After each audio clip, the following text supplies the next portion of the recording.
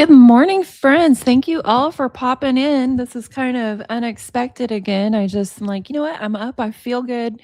I'm going to go ahead and do live. I feel like that works kind of better for me with my unpredictable health to just kind of, if I feel good and feel like going live, do it within 30 minutes or so, as opposed to trying to, plan it a day ahead or two.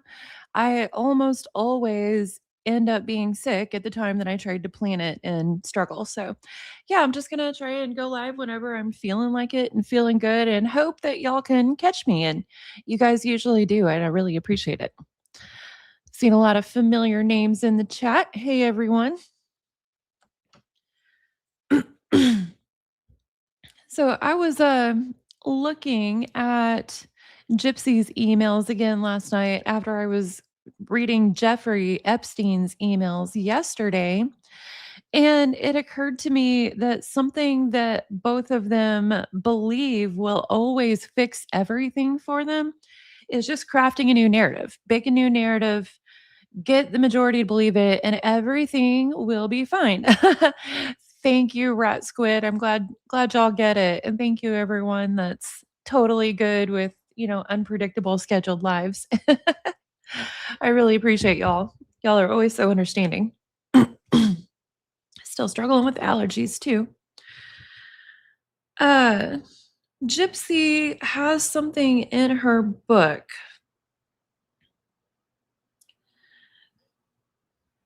So, in My Time to Stand, this is on page 99.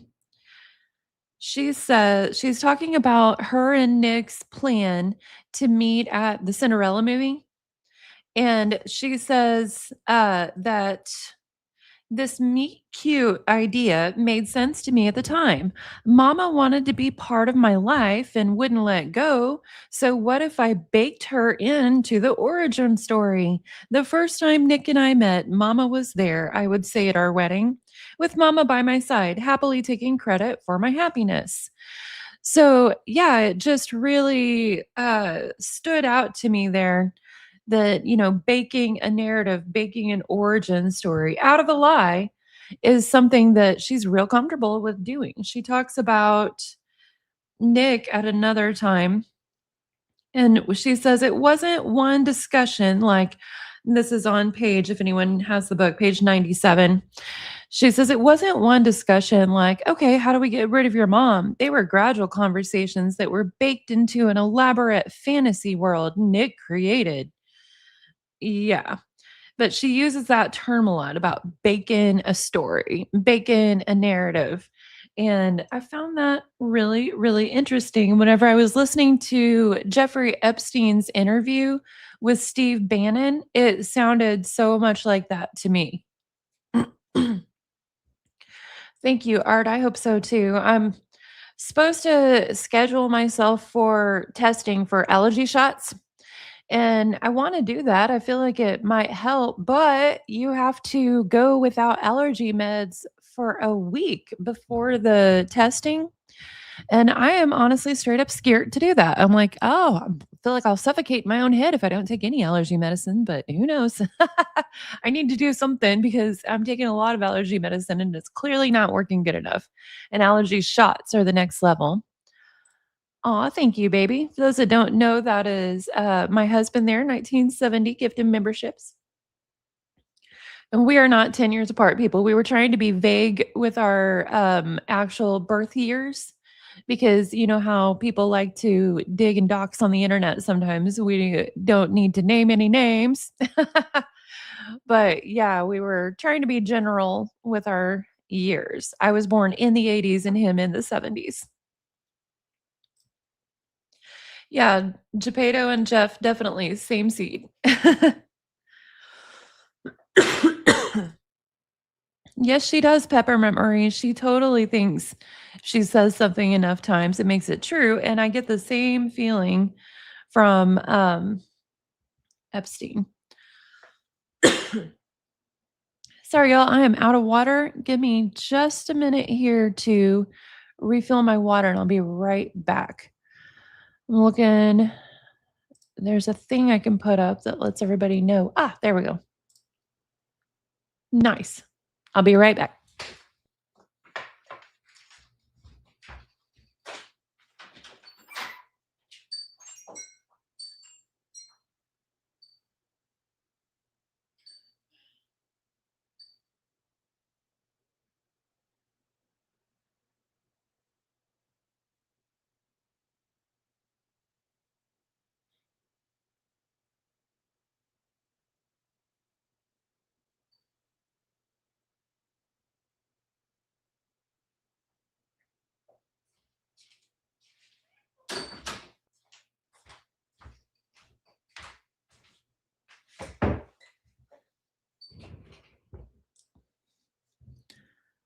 Okay, I am back.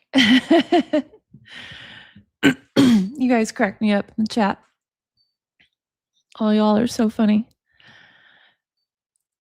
Okay, so in the interest of looking at how Gypsy really, really wanted to bake her narrative, I thought we'd take a quick look back at her emails because we all know that she wanted for her memoir to be named Memoirs of a Caged Bluebird. She thought she was totally going to be Maya Angelou. Oh, thank you, Inked Jeep. She gifted a membership too. I appreciate that. Uh, yeah, she wanted to be Memoirs of a Caged Bluebird. She was totally gonna be Maya Angelou because, Maya Angelou wrote I Know Why the Caged Bird Sings. That was her memoir. And it appears that, I don't know, somebody, Melissa Moore or whoever told her that just really wouldn't work for her. Oh, thank you, Nab Nab. I appreciate that. Okay, so the first mention, what I did was I searched Bluebird and it's mentioned 25 times while she was trying to make that happen before she gave up.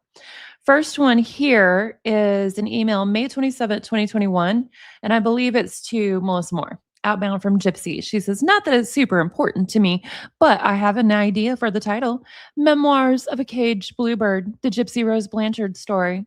Reason being, when I was home, I would always look out my window. I seemed to live vicariously through the bluebirds outside. I always felt like a bluebird in an invisible cage. So I thought it would be fitting for a title, but then again, it's just a suggestion. Smile.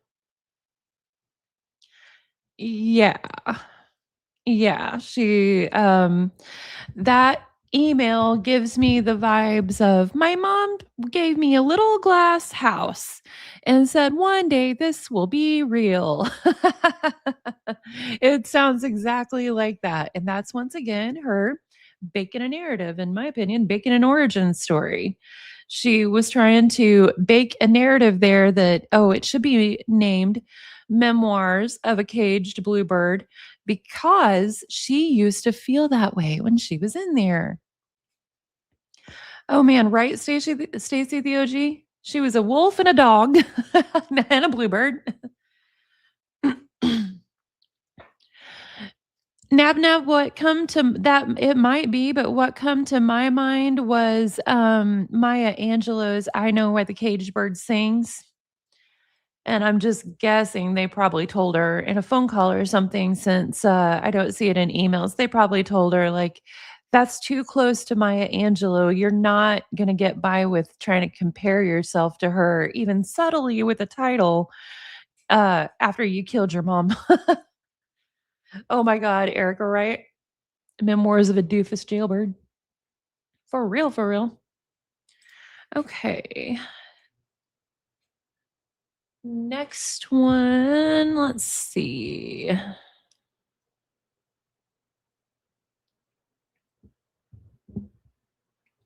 I was trying to see here if Melissa said anything about the bluebird in these emails. I didn't think so, but yeah, I really think they talked about that in a call. Okay, that's the same email showed again a second time. That happens a lot in this doc. Okay.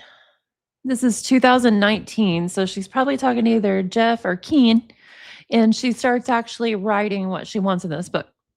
It sounds like she wanted it to play out like a Netflix drama. as opposed to the Lifetime docu-series she got. I hate even saying docu-series, it was a freaking reality show, you know? Just like Harry and Meghan, it was a freaking reality show whenever they did Harry and Meghan. Anyway, Memoirs of a Caged Bluebird by Gypsy Blanchard.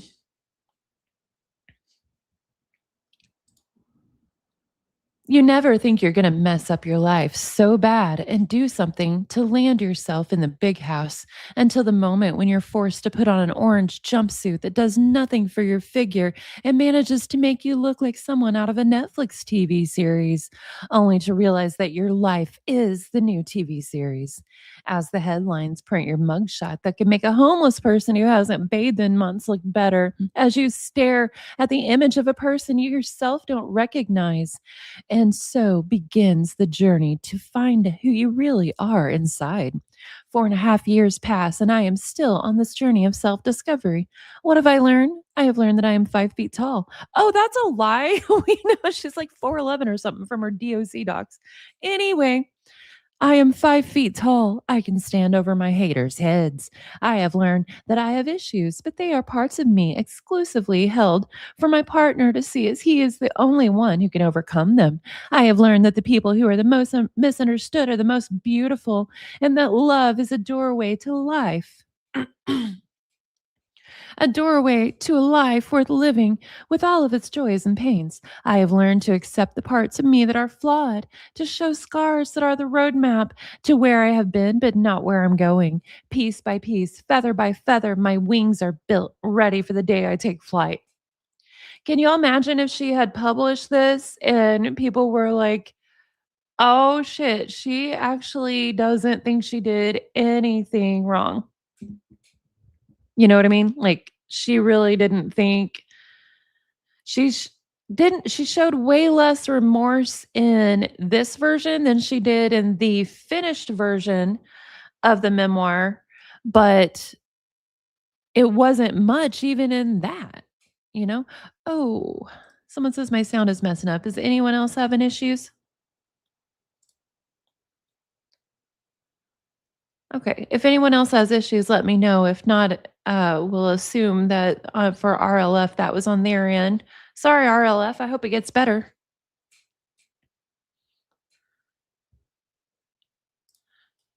But yeah, she was really going to paint herself as a hero somehow. Now, here's another one. This is Outbound 2019, again, about a month later, October 13th, 2019. Memoirs of a Caged Bluebird by Gypsy Blanchard. She dropped the rose part time here, interestingly.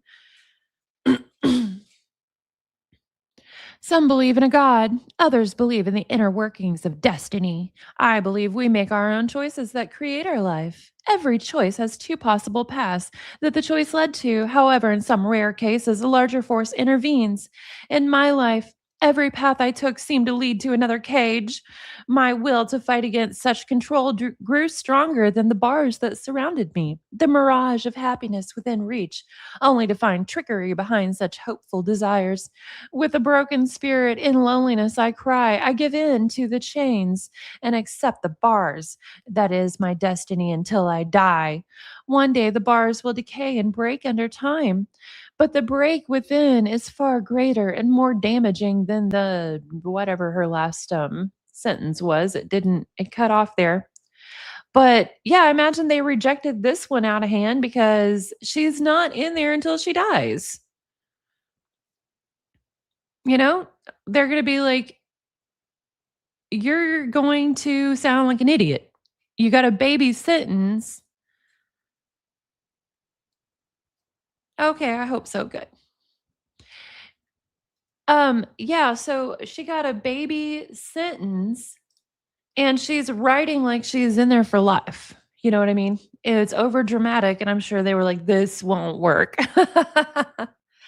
um New Orleans lady, since she went in and was arrested with an E at the end of her name, I believe it stayed there for the duration of her prison time.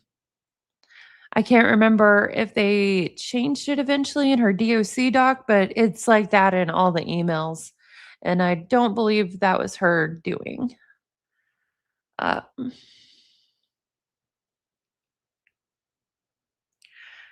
yeah, I agree, Lenny. And I did a couple of videos about Melissa Moore, and I have more to do because I was really shocked at the way that Melissa Moore jumped in to help um Rex Heuermann's wife, the dude accused of being the Long Island serial killer from those ladies that were found all chopped up there. There's before his wife was even cleared, Melissa Moore swooped in there and was doing a big GoFundMe for her and stuff. Like, it's wild. Oh, good deal. Awesome. I'm glad. Yeah, right, Violet. She totally projects all the time. Okay, let's find the next mention. Oh, it's she was really on it this day. Oh, this is goes back to September. Yeah, 2019. She totally thought this would fly. Memoirs of a Caged Bluebird by Gypsy Blanchard. When surrounded by sharks, be a dolphin. Somewhat similar in appearance, however, very different in temperament and nature. Nature forces us to want to be accepted by our fellow peers, but it is the quality of peers that we need to accept as unworthy of our own quality and take contentment in being in the company of other dolphins rather than sharks. Okay, so I can't remember which one of you said earlier that naming the animals, we uh we forgot the cockroach. So she was a wolf and a dog and a cockroach and a bluebird and now a dolphin. Oh Lord, Lenny, we need to talk more about that. Lenny and I met at CrimeCon too. She does rock. Hey, just Jamie. Right, Stacy the OG, we got another animal. Be a dolphin. Oh, and we can't forget her mythical animal. She's chosen the phoenix. So we've got wolf, dog, cockroach, bluebird, dolphin, phoenix.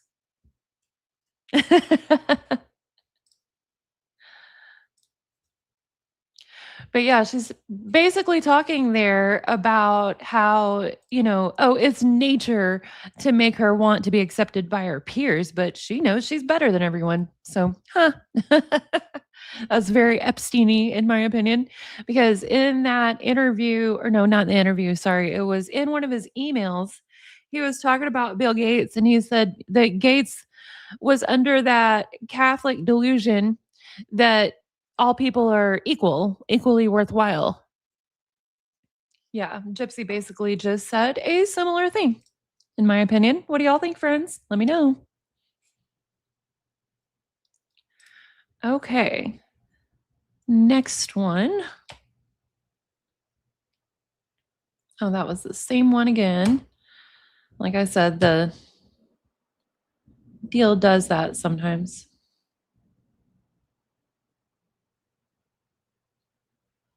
What? Is this Keen here? No, this is Jeff. Sorry. She was talking to Jeff and Keen at the same time because one of these she had said, "Hey, Mr. Bartender" underneath, and that was definitely Keen, but this is definitely to Jeff. Okay. 'Cause we know Jeff, all these "You're wonderful, I love you" subject lines are Jeff. We was able to determine that from other context clues. So in 2020, October 2020, we're a year later now, talking to Jeff. This is inbound from Jeff. She had just sent him some Cage Bluebird stuff. And he says, "But the Blue Jays are an opponent of Red Sox. I'm going to need a different name. My handle on Xbox is Southpaw." Okay, then I will print and mail those this week. It's easier and cheaper all around. I don't know if they're going to charge you to print anything. I'm really excited to get this t shirt of yours. A few strands of hair remaining in it wouldn't be so bad either. I have an idea. If you're still doing this book deal, you could ask them to use your art for the cover, maybe a bluebird, but similar to the Mockingjay pin. Yes? No? Can't hurt to ask. Hmm. Yeah, they were never gonna use Gypsy Rose Blanchard's art for a book cover, I don't believe. What do y'all think, friends? Oh my god.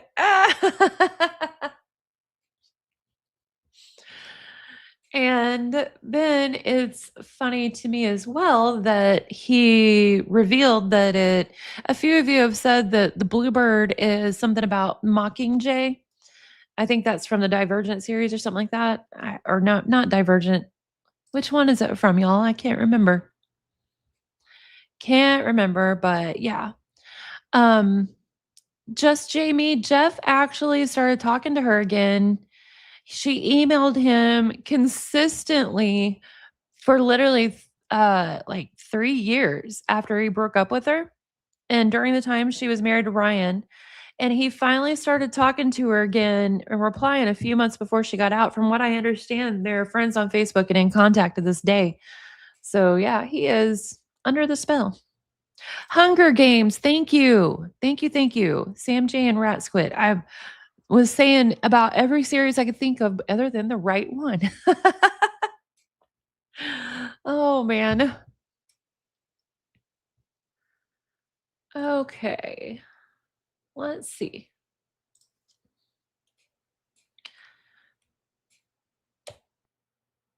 Here's another one. And this is another inbound from Jeff talking about it. He says, Caged Bluebird. Well, someday it will be just Bluebird. Kiss face.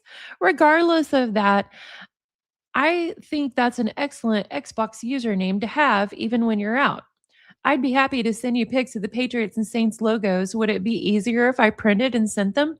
Or is there a specific reason you want them from JPay? Let me know which is better. I will gather up some new pics to print and send you. I'll check out the site you sent me, but honestly, Walgreens and CVS are very easy and cheap already.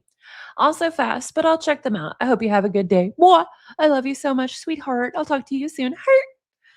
Oh, that's interesting. Did she do art for him with the Patriots and the Saints the same way she did art for Ryan of the Saints? Oh, man. Oh, it's been ages since I read that book, Lenny. It wouldn't surprise me. That one's set in, isn't that one set in Louisiana or is it Florida? I can't remember. I know it's south. Right? Yeah. Exactly, Lord.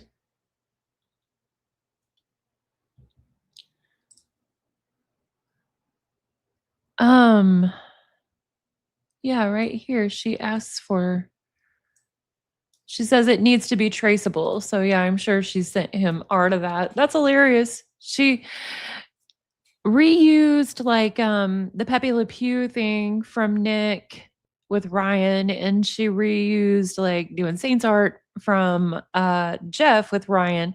And she also drew a picture of herself and like her moles and stuff for Jeff, and then I believe copied that and sent the same to Ryan. Or maybe never sent it to Jeff and just sent the OG to Ryan, who knows? But, okay. Then we have Outbound from Jip, October 2020. Yes, if that would be okay. I would like the logos to be sent via real mail. I'm a good drawer, but sometimes I need to look at a picture to be able to draw it. Thank you. Mwah. If I'm a bluebird and you're a blue jay, someday we will fly away from here to a sunset beyond the ocean. Oh my God. Oh, right after that, she says to him, I told my roommate I want to wear high heels someday. So she told me to try walking around the room on my tippy toes. I lost my balance a few times. Didn't she have on heels in some of those videos with Nick? I can't remember. She did so many weird stuff and she lies about everything. Okay, here we got another outbound from Jib. Same month, a couple days earlier. It's amazing how the world around you stays the same, but your perception of it changes when you have someone special to call yours. Quotes by a caged bluebird, aka Gypsy Rose. Oh, she started putting the rose back in there.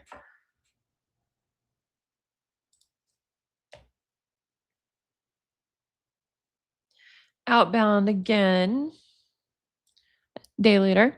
LOL, okay, okay, no blue jays. What about a lovebird? I'm bluebird, you're lovebird. Oh, totally, Tony. Yep. Hey, Kathleen, good to see you in here.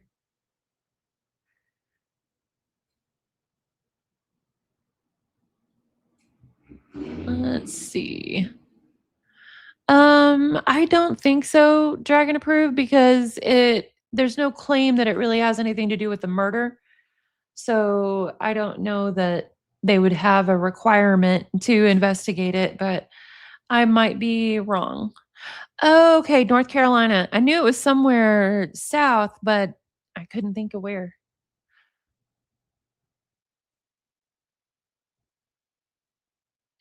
I might be misremembering there, Kimmy.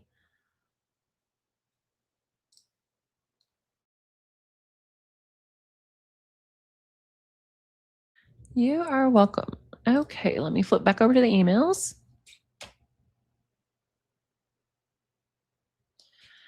She says, "Wow, I got your video the same day. Smile. This bluebird wants to fly south for the winter. It's 42 degrees here and you have a sunburn there. The beach looks amazing."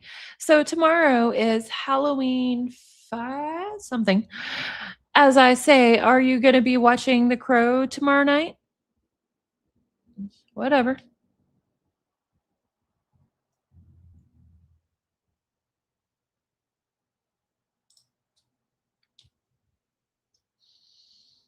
And then we got another outbound from Jib. A few days later, work, dream, and hope for what you want and accept the journey it takes you to get it. The journey is part of the sentiment that makes it all worth it. Thoughts of a caged bluebird. Friends, what the hell has she ever worked for in her life? I mean, from what I understand, she didn't really even work for that GED that she finally managed to get because they had to lower the math score for her to finally pass. Thank you, Claire. Appreciate that.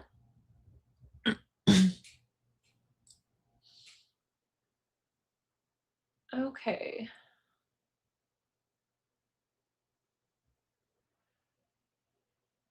That's somebody talking to her about bluebirds. Then we got an outbound from Gypsy. Says, "That's good to hear. Smile. I actually have a small inch-sized K on my ankle that I did myself a few years ago. I got in trouble for doing it, but it was for my ex-fiance, Keen. Stupid. Now that we broke up, I want to get a cover up and I want a bluebird on my forearm. I've always said that I was a bluebird in an invisible cage, and someday I'll be a free bluebird." Oh my God. Right, Nab Nab? What the hell? Christian Louis Vuittons. Yeah. And it's Louboutin, I know, but yeah, Gypsy said it. Christian Louis Vuittons over and over.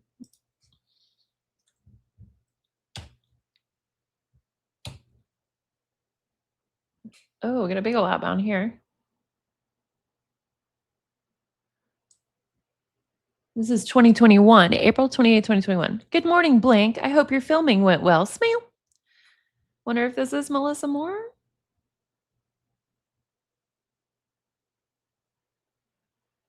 Huh. Okay. Good morning, Blink. I hope your filming went well. Smile. Yes, I'd love to see your tattoos. I saw the one on your neck. I have one, but it is getting covered up when I get out. A tattoo of a K on my ankle. It was for my then boyfriend, Keen. Huge mistake. Tongue face. My cousin is a tattoo artist, so he will do mine when I'm home. I want a bluebird on my inner forearm because I've always thought of myself as a bluebird in an invisible cage. And honestly, if I can choose the title of my book, it would be Confessions of a Caged Bluebird. However, due to certain publishing plans, I might not be able to title it. If an author helps me with the writing, I can't choose the art for the cover or title. I want an anchor covering the K on my ankle because my father is a boat captain. Oh my God, friends. She always goes from partners or sexual things straight to her dad. I have to stop reading a minute. Look over here at the comments. Yep, update. She wanted to cover the K with an anchor for her dad. Yeah, right? Weird, weird, weird. Thank you, Clear Power. Always enjoy your comments. Oh, awesome. Ariel got a membership from Claire. Right, Kathleen? Delusional space fart. Okay. I lost my place, friends. Just a moment.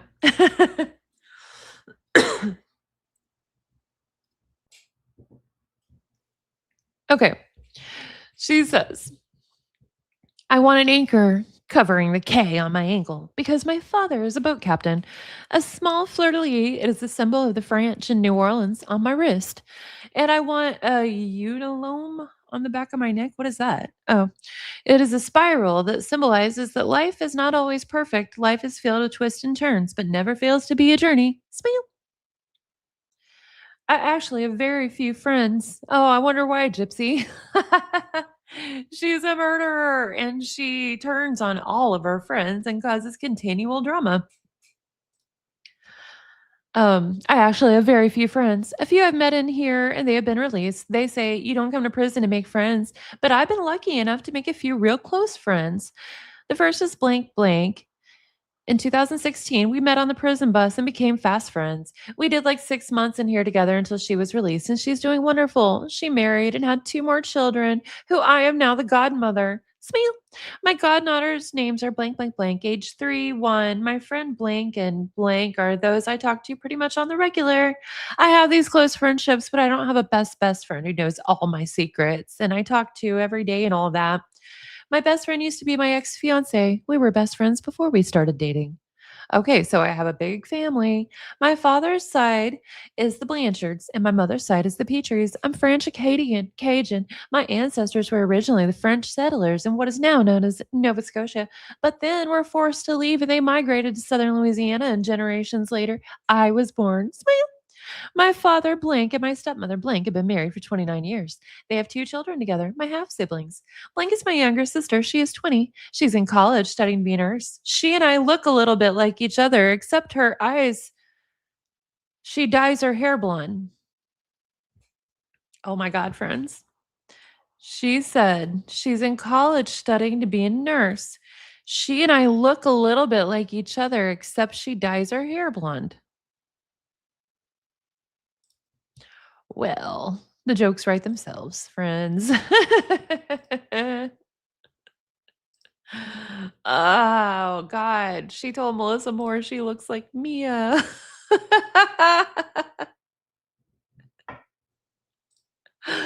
Oh, man. Oh, man, friends. I gotta take a little smoke break on that one.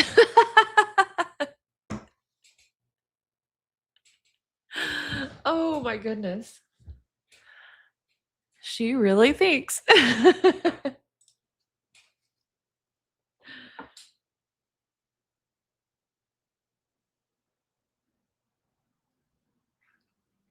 That is hilarious. I swear, y'all, every time I read the emails, even when I'm just looking for other completely different and random things, I wind up finding craziness that I missed. Like, I didn't know that she wanted to cover the K tattoo with an anchor for her dad. I didn't know she thought she looked like Mia. Oh my. Oh, good point, Dragon approved. Good point. Oh, Kimmy Freak, I have an accent, and because I worked in the banking industry in the late 90s and early 2000s, managers were always trying to train me out of it and, telling me that it didn't sound professional. So a lot of times I'm don't even sound like I have an accent, and then it comes out on certain words, and it's like, "Oh, yeah, she's from the Ozarks." Hey, Rhea, no problem. Glad you're here. Right, Sam?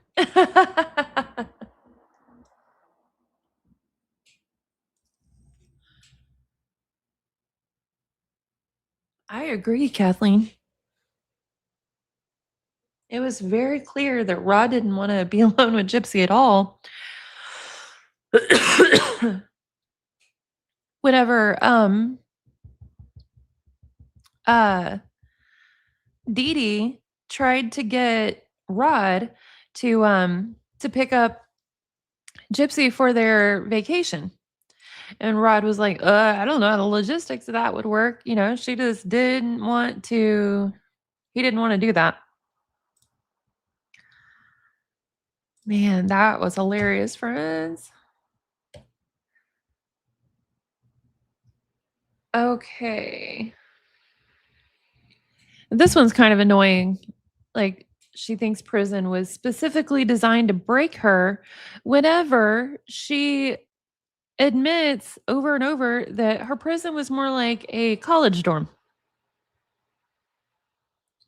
So she says in this one, and this is right before she got out, 12/14/2023, she was still cage bluebirding it up. She says, I wonder why 85% is what is mandatory. Is it that it takes 85% to break someone's soul and then they leave having been broken to feel disconnected and numb to what happens in their life? Freedom only after the hope of freedom has faded is the system's way of having the last laugh. Real talk from a caged bluebird. She wrote that 2 weeks before she got released early on her baby sentence. You know? That's just irritating. Hell yeah, I get it, rat squid. When I lived in St. Louis, and I would go home to the Ozarks for a visit. St. Louis and the Ozarks, where I lived, are about 4 hours apart from each other. There's like Lake of the Ozarks, which is closer to St. Louis, but it's not like the deep Ozarks down near Arkansas. So when I would leave St. Louis and go home to visit my family in Southwest Missouri in the Aurora and Springfield area for a while, they'd be like, "Oh my God, your accent's changing and you sound like a city girl." And I'd laugh at them. And then I'd come back to St. Louis after spending a week or two with my family in the Ozarks, and they'd be like, "Oh my God, I forgot you're actually a redneck. The sound comes out after you've been down there." Oh, it's hilarious. Right, Aunt Edna? She runs everything. I'm not letting her run biscuits and gravy, though. I'm just going to keep on enjoying them.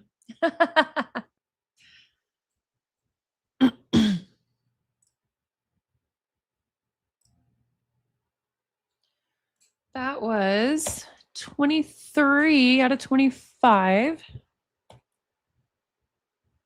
Okay, 24 is again somebody responding about the bluebird. I don't know who this is exactly. It's in 2022. Inbound to Gypsy. You would look good with an eyebrow piercing, I think. LOL. Why the bluebird? Is that because you feel free as a bird? Smile. If I was like years younger, I would get a tattoo. I wanted like a horse of some kind because in the Chinese zodiac, I am a horse. The best looking zodiac, haha, JK. Along with being half Cajun, I'm also half Vietnamese, but a lot of other Asian cultures use the Chinese zodiac. Anyway, I think it'd be badass to have a design. I think that says design.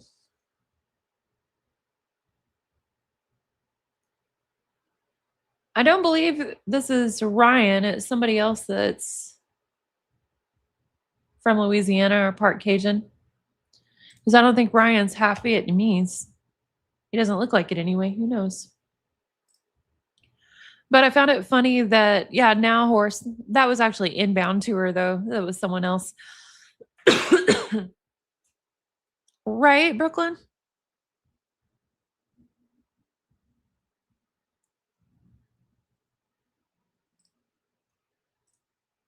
Okay. And then the last mention of a bluebird on January 22nd, 2022, outbound from Gypsy, she says, a belly button piercing would be cool. I want to get an eyebrow piercing and just a few tattoos. I want a bluebird tattoo on my inner arm. So yeah, I think she was really getting some sort of She really thought she was gonna get that Bluebird thing going. And also, it's interesting that she did that recent picture that looked like Ruby, and, it had, like, a filter of eyebrow piercings.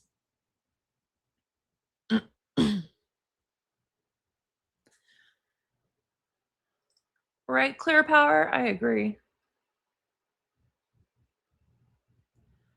Let's see. Okay. I'm gonna switch now from Jip's emails to reviewing some more Epstein stuff. But first, I'm gonna run and grab some more coffee real quick, friends. So I'm gonna put up the be right back. Let y'all chat amongst yourselves for a minute. Like I said, I will be right back.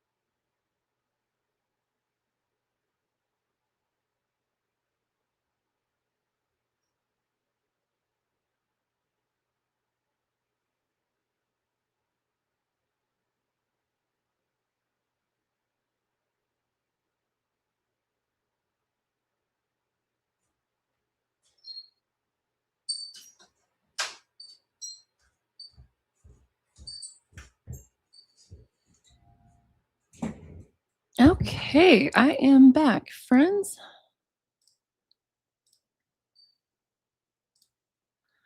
And I've got coffee now.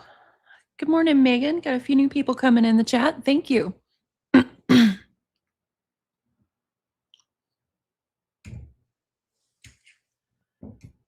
It's 9 a.m. Central here, and I am still on the coffee.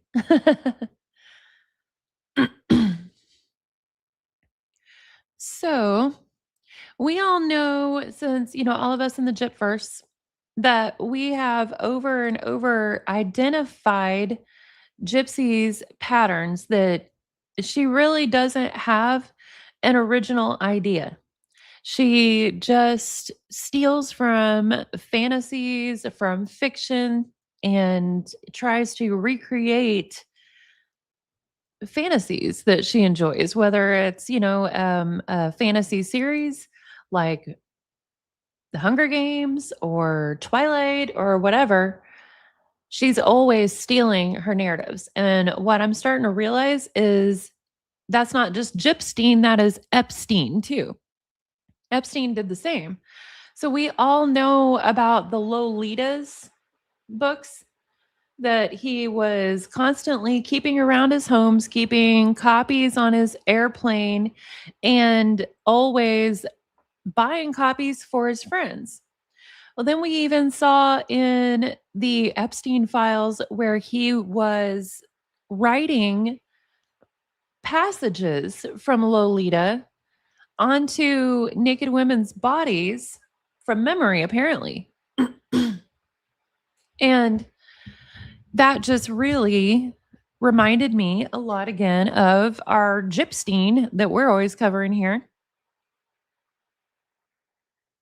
Sorry, I had to get another sip of coffee, friends. So I come across something in Epstein's emails. I think I can show this on YouTube. If I suddenly go away, you'll know why, friends. I was scrolling down through the attachments after yesterday's live and come across these books. And I'm like, okay, he's taken pictures of these books and emailed them to somebody, or somebody emailed it to him. Oh, let me address this question real quick. Lenny Rock says, "What is a membership?"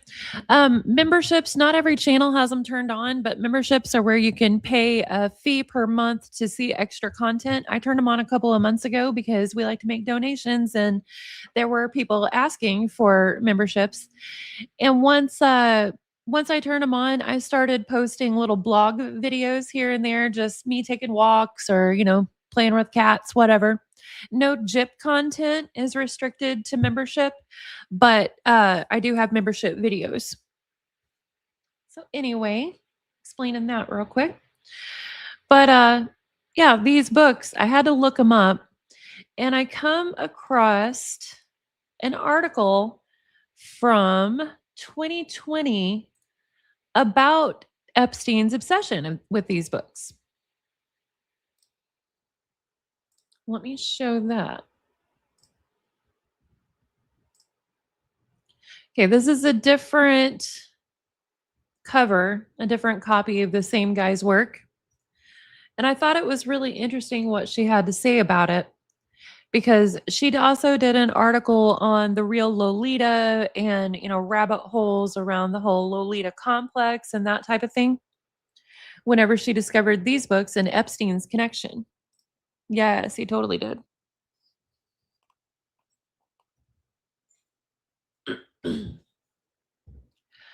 um and it's weird. uh oh, if you're talking about CrimeCon, I was there, but I think we didn't see each other. It's really weird how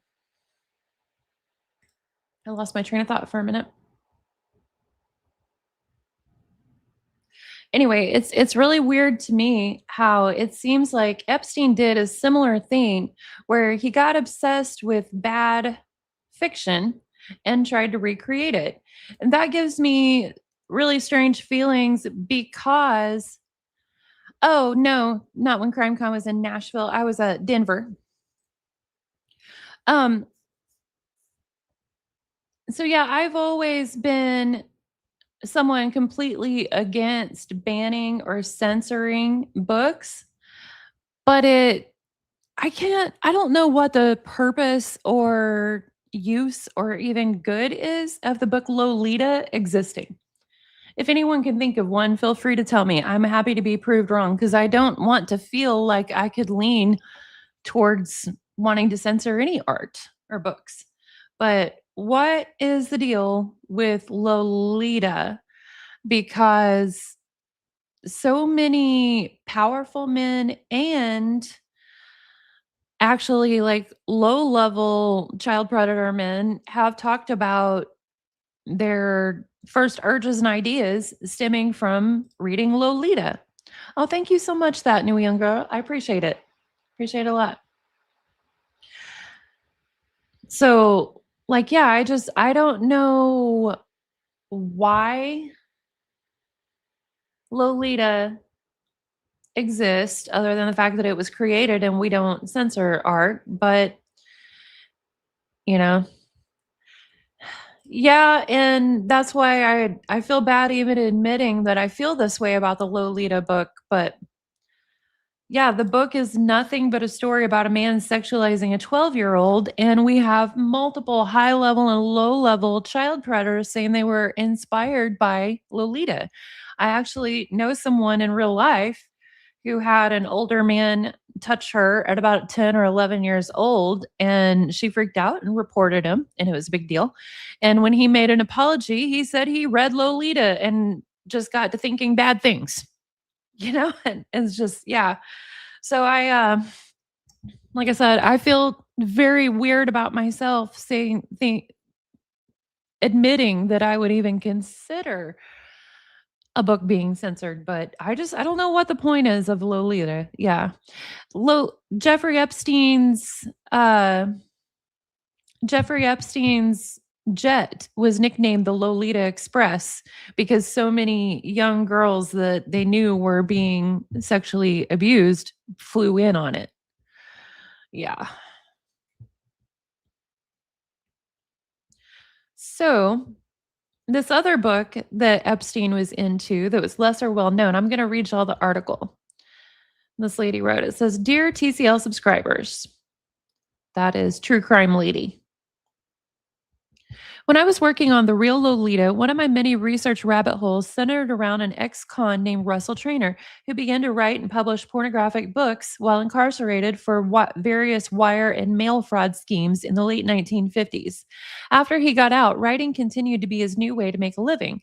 And in addition to the smut for basement dwelling publishers, Trainer also wrote The Lolita Complex, 1965, which purported to be a serious psychological study of actual middle aged men who were sexually obsessed with prepubescent girls. It was no such thing. Trainer's book was just one of a once thriving subgenre of fake psychological case studies like Lawrence Block's books, written as John Warren Wells or Benjamin Morse, MD. Nonfiction has the great advantage of not needing to make dramatic sense, and what was more important in a Wells case history was that it seemed real, Block wrote in 2012. Trainer followed that idea to a T, making up case histories and quoting non existent medical professionals in order to present a serious consideration of what was described in Nabokov's novel. The Lolita complex arrived with, if not exactly fanfare, at least some attention from its publisher, Citadel. Trainer did even some local television and radio spots to hawk the book in his home state of Michigan. The book ought to have been forgotten. It's not very good and extremely creepy to read. I first learned of it early in the research for my book, from Megan Abbott, who owns a copy and has read it several times. But then the Lolita complex was translated into Japanese in the early 1970s and spurred the birth of Lolicon, which found fruition in anime and manga over the ensuing decades. Lost in translation was that the Lolita complex was hack work for hire, followed up naturally with a 1969 sequel, The Male Lolita, viewed with appropriate disdain at the time and a complete misunderstanding of what Nabokov was doing, but no matter when there's cash to be made. Once a book is out in the world, the author has no clue who will read it and be influenced by it, rightly or wrongly. I thought the Lolita complex and its bizarre role as subcultural torchbearer while reading Leland Nally's excellent squirm inducing Mother Jones feature on calling every single name in Jeffrey Epstein's Black Book. The range of reactions is astonishing, from bewilderment to dogged defense to confusion at being associated in any way with him and his crimes against young girls. What stuck with me most was Nally's recounting of one of his last conversations with an actress he calls Julie. During one of our conversations, Julie mentioned, in a throwaway fashion, a diary entry she had stumbled upon about a book recommendation from Epstein. Summarizing for me, explained that she'd asked Epstein why he had so many girls around. I asked him why he was like this. She recalled, and he said to me to read some book. He told me it influenced him to become wealthy. The book was The Man from Orgy, which Nally refers to as an obscure 1965 James Bond ripoff written by Theodore Mark Gottfried under the pen name of Ted Mark. Just a moment.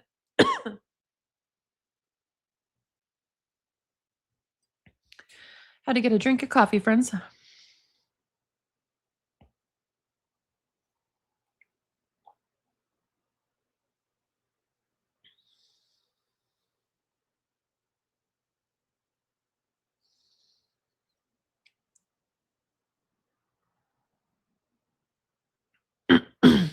Okay, got a few sips of coffee.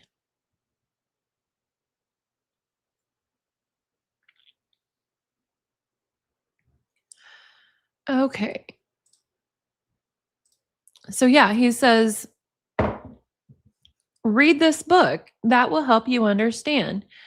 Um, the book was The Man from Orgy, written under the pen name of Ted Mark. I said that. Okay. Nally quotes from the book and deems it an unbearable horror show. Julie had no idea of what the book was about. It was one of the last things we talked about, she told Nally. He said to me, read this book, and that will help you understand. I never read it and don't think I ever will. The Man from Orgy was not obscured. It landed on bestseller list upon publication in 1965 and spawned many sequels, all featuring the sex-crazed spy Steve Victor. There was a 1970 film adaptation written by Mark starring Robert Walker as Victor. It was a bit of a James Bond ripoff, sure, but the title directly parodied the popular television show The Man from Uncle. As Steve Miller explained in his 2004 New York Sun obituary for Godfrey, the books were never meant to be taken seriously. Orgy is Organization for the Rational Guidance of Youth. Gottfried wrote by way of introduction to Here's Your Orgy, 1969. It's a one man operation devoted to sex research with guidance, actually a secondary function, which I admit hasn't really been exercised. I see myself as carrying on the traditions of Dr. Kinsey. The difference is that I've cut out the paperwork and substituted a personalized methodology. Ted Mark Gottfried was born in the Bronx in 1928, grew up in Far Rockaway, and committed himself to full time writing after a stint in the publicity department at Warner Brothers. He got a regular gig with the men's magazine Scamp, and within a few years was turning out pulp fiction at the rate of 4 to 5 books annually at minimum, which sounds like a lot, and it is, but not quite to the productivity levels of Lawrence Block and Donald Westlake and the other writers working for the Scott Meredith Agency and other pulp mills. When the orgy books took off, Godfrey was able to purchase a house in the Long Island suburbs of Cedarhurst and move his wife and children there. In 1967, Newsday columnist Mike McGrady, who would mastermind the publication of famed literary hoax Naked Came the Stranger a couple years later, featured Godfrey and his family in a 2 page profile for the paper. That is him. Ted Mark, real name Godfrey, attends to prosaic chores, even as Thee and Me when he is not writing best selling paperback books based on the still novel idea that sex can be funny. There are those who call his books trash.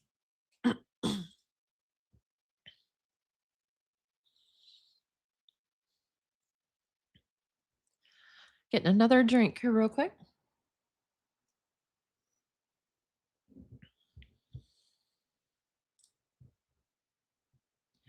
McGrady noted the apparent disconnect between the salaciousness of the Steve Victor novels, which numbered 9 at the time, soon to be a total sales of 1 million copies, and Gottfried's anodyne existence, raking leaves, kids playing chess, or doing homework. His first wife headed out to a church bazaar. He also noted that the books might sell well, but weren't getting much critical acclaim unless someone happened to compare them to Lolita or Terry Southern's Candy. I don't know what Terry Southern's Candy is. I'm afraid to look. The books are not deathless prose, Gottfried said to McGrady. I'm not putting them down, but I'm trying to be realistic about them. I think they're good. They're entertaining, funny, but I don't kid myself. They're not great classics of literature or even of their genre. The Victor books didn't originate with Gottfried. One editor at Lancer Books came up with the idea of a modern day retelling of the Kama Sutra. That idea was given to Gottfried. It seems to me you'd have this guy travel from country to country in the Near East, so I did that. And then I asked him what's going to get him around. Well, make him a spy. And no ordinary spy, but a Russian American spy who made sex his profession. As I started building the story, it seemed pretty ludicrous to me. The whole thing became idiotic, so I wrote it idiotic. I find that interesting because we all know that some of the children and women of age that Epstein had around him for his nefarious purposes, a lot of them were Russian. And I've seen articles lately positing more likely that maybe he was a Russian spy more than an Israeli spy for Mossad. That used to be the accepted idea, but now it looks like people are looking at Russia more. I think personally, I think Epstein had um, contacts high up with everyone, every country, and no loyalty to any, and accepted all the information he could to make money off of and advise his friends with inside information, insider trading based basically, so that they could make money too and continue his reputation of being the smartest person in the world for money. I think he just had information other people didn't have access to, honestly. That is my thought.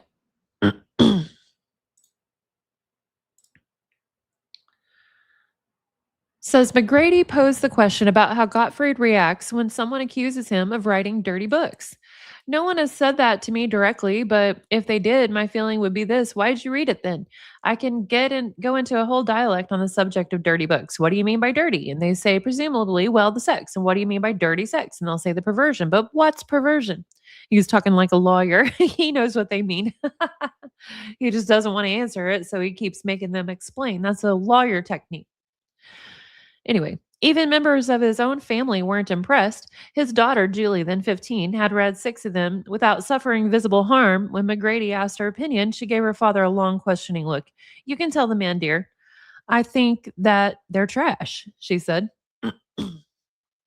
Yeah, said Gottfried, but you have to face the fact that Julie is a literary snob. Gottfried would write many more X rated novels, but quit doing so by the late 1980s. When it was clear the market had finally bottomed out, supplanted by video, pay per view, television, and eventually over 21 internet video sites, he also published dozens of fiction and nonfiction books for children under his own name.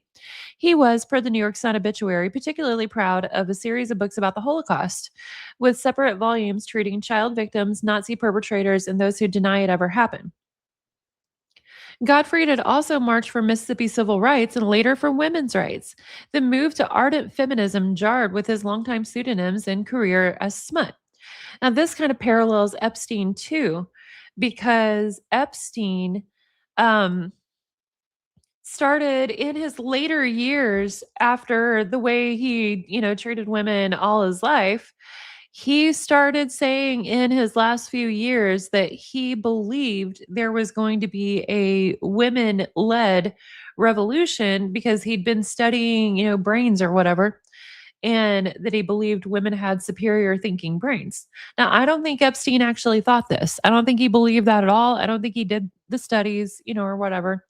I think when the Me Too movement happened, Epstein was like, oh shit, they're gonna take my money and take me down, and started trying to rehab his image, you know? Oh, yeah, I've never watched that, but I've read about it, Kimmy. Yeah, I don't want to watch it either, but it's pretty creepy. Pretty creepy. Uh, per AI. While Lolita is a dark psychological tragedy, Candy is a farcical comedy that mocks the era's sexual taboos and Midwestern Navy. Okay. So it's probably not quite so bad. Yeah. Yeah, like I said, it really bugs me, y'all, that I even have the thought of why does this book exist and should it not exist? Because I do not approve of book banning or censoring, but like I I'm what good comes of Lolita? I don't know. It freaks me out.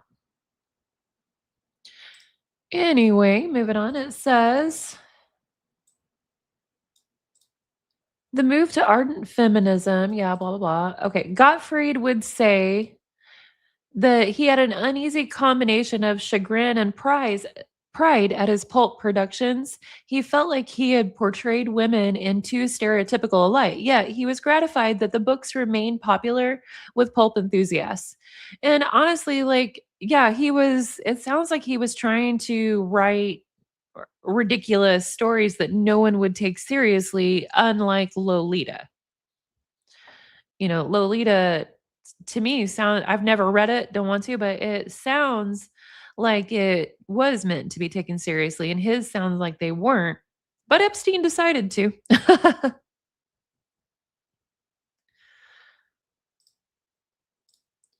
Godfrey died never knowing that one of those pulp enthusiasts was a Brooklyn born and raised boy named Jeffrey Epstein. The Man from Orgy was published the year that Epstein turned 12. Its subsequent sequels overlapped with his adolescent years, and the film was released when he was 17. It boggles my mind that such clearly parodic novels could inspire Epstein to become wealthy and perhaps to engage in far more monstrous behavior. That Pulp Fiction churned out as a half joke on a crash deadline could influence such a worldview. Like they're incredulous that it could do that, but Epstein claims it did. Now, I don't believe everything Epstein said, but it does seem like, much like Gypsy, you find the truth when he casually accidentally let some slip out. You know what I mean?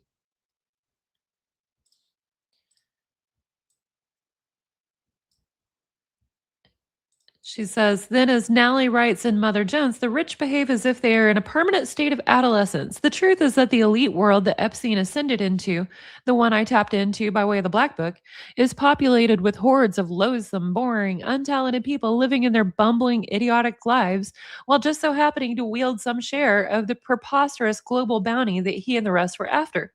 For all the mysteries surrounding Epstein's fortune, his existence is hardly more inscrutable than the wealth of any of his other billionaire peers. He earned it the same way they all did, which is to say, precisely not at all.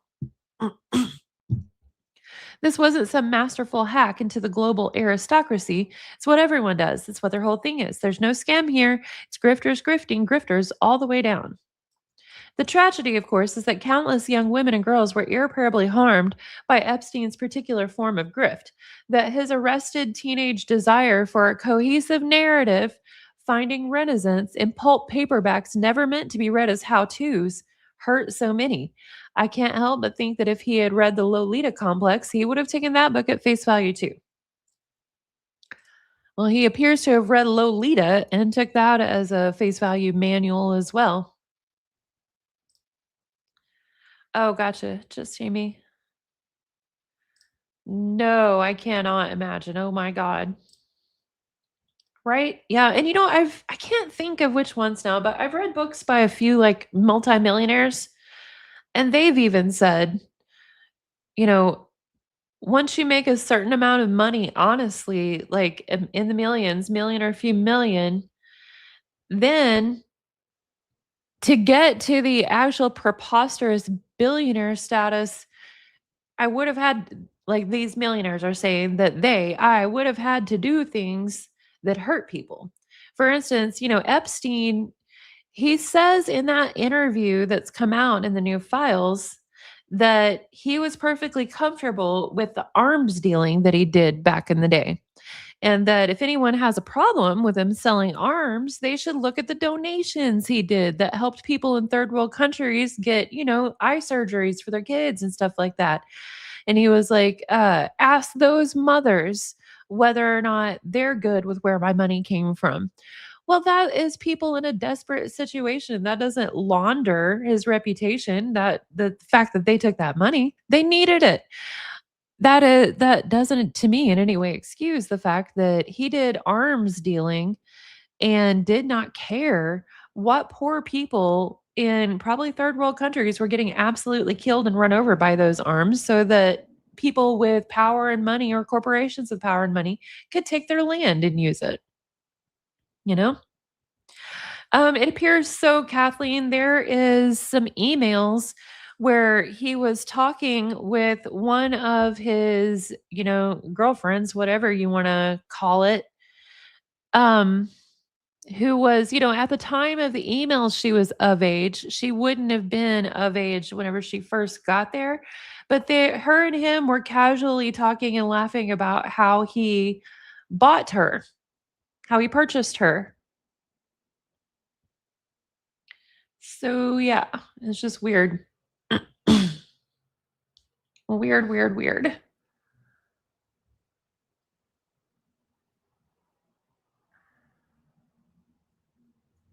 Let's see. Yeah, exactly. Psychopaths donate to charity too. It's like Gypsy Rose, she donated to, I don't remember if it was Make-A-Wish or Habitat, but apparently she donated to one or the other while filming her Lifetime show. And then we only know about it because Lifetime decided not to show it. And Gypsy was so pissed off, she went on a rant about it, about how, she made a large donation and it was filmed and they didn't even show it. Well, she made that donation clearly to launder her reputation the way that Epstein was too, you know? Thank you, RL. Yep. I I enjoy doing my donations, but man, they don't make me above questioning. If you guys have questions, just ask me. No worries. It bothers me when people act like because they do donations, they're above questioning because that's the narrative building that like Epstein and Gypsy Rose do. They need to have leverage. It's always what they can get out of you. Yep. Thank you, Kathleen. Enjoy. Yeah, make a wish. 4,500. Yeah, it's supposed to be give back, and she doesn't seem gratified by the fact that she gave because she couldn't use it to launder her reputation through Lifetime and their audience.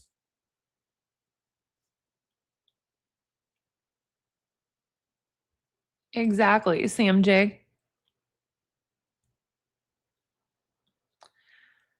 Exactly.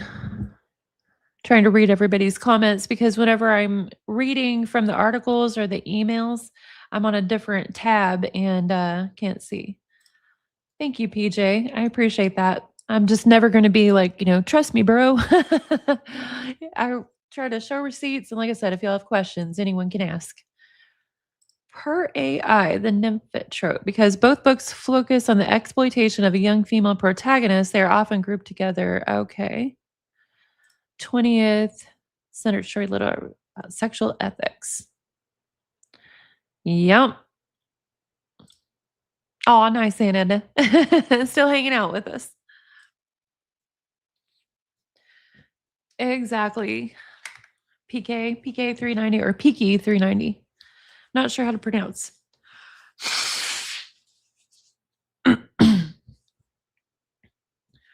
Says Morgan has some good thoughts on the whack way she is with her father. Oh, I bet she does. Morgan has good videos.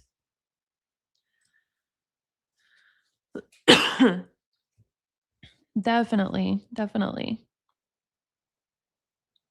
Oh my goodness. You got snow. I hope you're not snowed in. And I hope the depression is lifting. That's always rough. Always rough.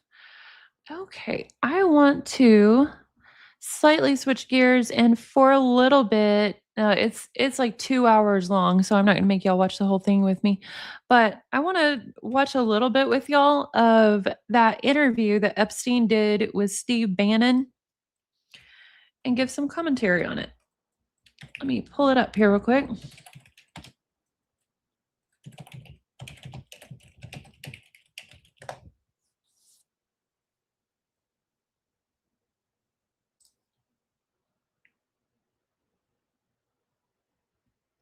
There it is.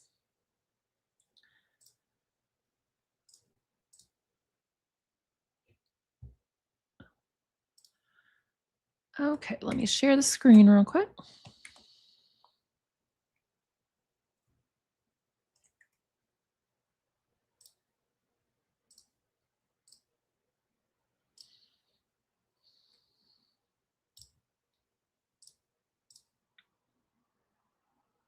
Okay, here we go, friends. Stuff. Let's give some basics or some things I want to do inquire from the others.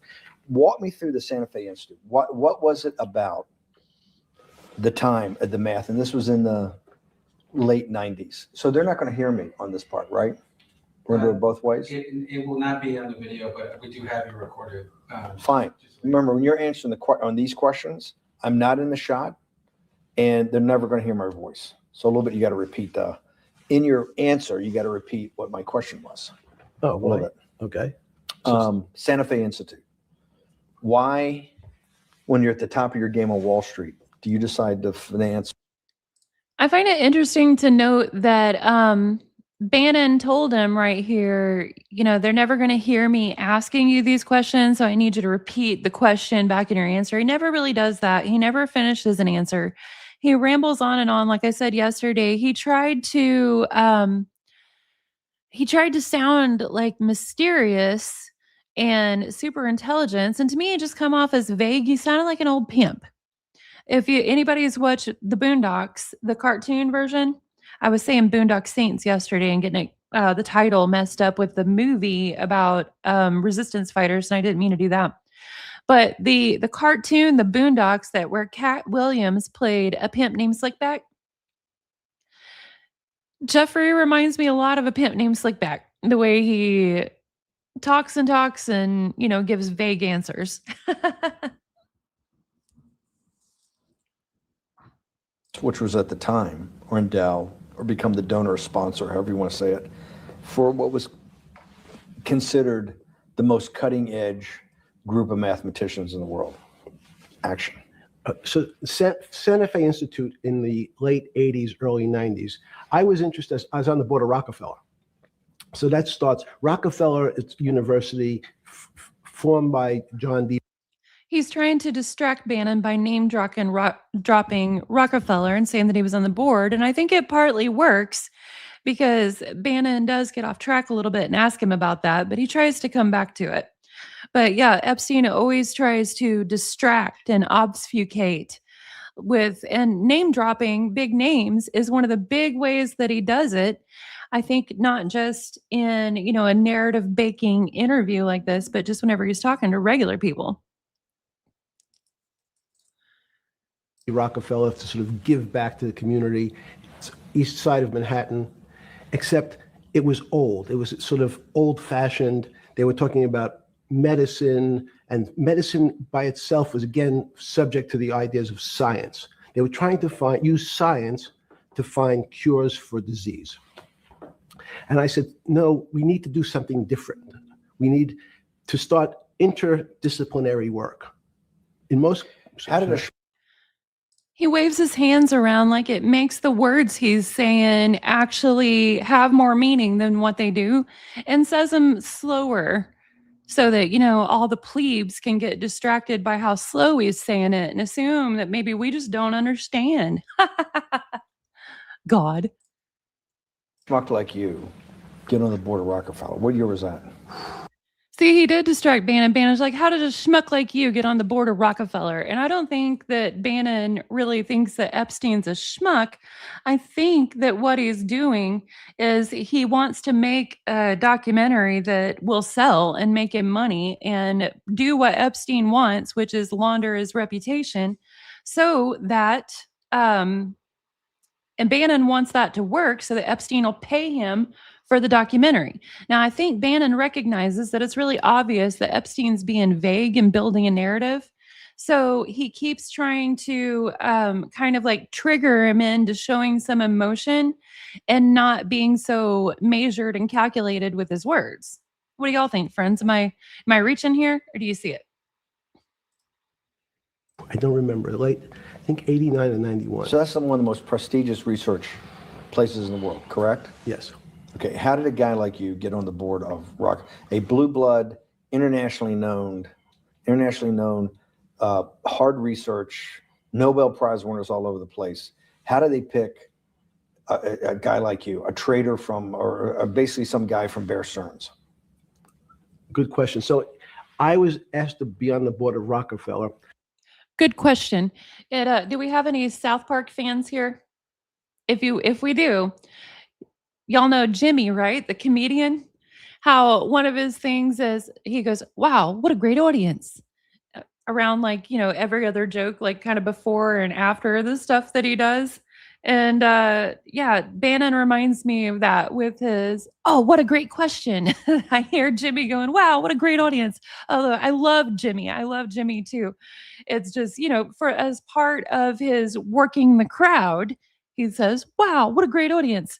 And Epstein, I don't know why he's trying to work Bannon here with, "That's a great question," whenever Bannon already told him, I need you to act like I'm not even asking this question and repeat it as part of your answer. Friends? And I think it was, I was on the board of Rockefeller. There was a money manager who said Rockefeller needs someone with financial expertise because the university is growing and there's lots of new things. You have to, again, we go back to the original discussion the last time.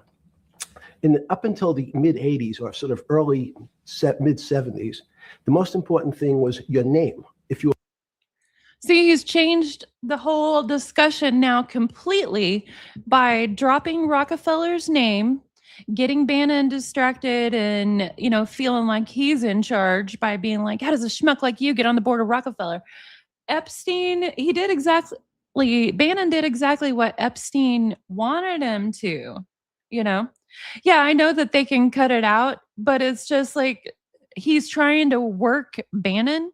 And it's like, why is he even trying to work Bannon when he's paying Bannon to make this documentary? You know what I mean? Like there's no reason at this point for him to be flattering Bannon by being like, oh, that's such a great question. But he's still trying to even work Bannon. Yeah, I agree, just Jamie. It's crazy. Yeah, definitely, Kimmy. I can't remember if it was on Reddit or in one of my comments in one of my videos, but I saw someone say Gypsy Rose has the personality of dishwater, meaning that she takes on the flavor of whatever is around her. I think Epstein is the same.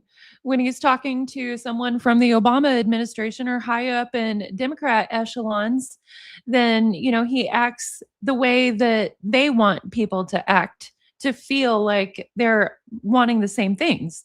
But then when he's talking to Steve Bannon or, Michael Wolff or people who are conservative, he's all saying to them the things that he believes they want to hear that make them feel that way. It's just, yeah, he's dishwater, just like Gypsy Rose. were Rockefeller, you already were considered to be brilliant. If you were head of General Motors, it was your See, Bannon asked him a very concrete question, how he got on the board. And now he's talking about what it means to have a name. reputation. It was who you knew, who your family was, what was your character. Now, there is, I think, some truth in what he's saying here in the sense that, obviously, we all know the reputation is important, obviously. But I think when I say the truth in what he's saying here, I think this is something that he truly believes because he is trying hard to launder his reputation at the moment. He knows reputation is important and that it's a big currency that people move on, the currency of their reputation. In YouTube, our reputation is everything. If I did something insane and it made y'all not trust me, well, then you wouldn't watch no more because I ruined my reputation. And he knows that he's been outed. The Me Too movement is coming for him, and he's trying real hard to launder his reputation right before he got arrested. Oh my God. I didn't know that. That's gross. He did? Dang. Oh, that's funny, Edna.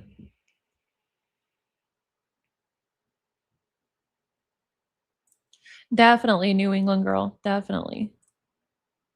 And then in the mid 70s, basically, if you remember, you probably had a calculator.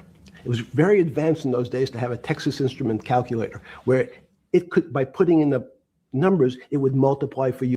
Yes, I remember in the 80s, I was a kid, and the people that I knew in my life who were in college and stuff at the time, like some of them had to save up for that calculator he's talking about because they needed it for classes. And once you had one, it was pretty cool because they could do math that most people didn't learn to do in their heads too well once they got out of high school. And we didn't have Google yet. You couldn't just Google the answer to any equation. But he explains this like he's the only one in the world who realizes that technology evolved and that it changed people. What the hell, you know? He just says all this stuff real slow, like it, and wants to make it seem deep because he's a billionaire and he's saying it slow. Do square roots. And that was the first, and everyone who had a calculator was already advanced on Wall Street. A simple almost like your accountant. The most important parts of business were really now going to calculations. So it's not only mathematics, but it's things that could be calculated. Reputation couldn't be calculated. I could give you, are you a 10 on a reputation scale, an 8? What does it mean to have a measurement of your reputation? We'll get to that later. But places We'll get to that later. He's busy distracting. like Rockefeller needed someone to say, look, we're entering a different world where numbers and the numbers of companies, portfolio. Dragon, from what I understand, this was in 2019, a few months before he got arrested that second time and then died in the prison. If he did that, like, I wonder sometimes if he's not living in a foreign country under a new face and name. Lord, I have actually never even tried using one. I don't do high math. Not at all. I never learned it. Yeah, definitely, definitely. Exactly. He's like, "Oh, there's no measurement, no number on reputation." No, it's just you're good or you're bad. Okay? There's some gray areas. Like maybe they're not great, but not that bad, you know? But you're so right, Art. Like he's making this very esoteric when it's very simple. Like your reputation is good or you're bad.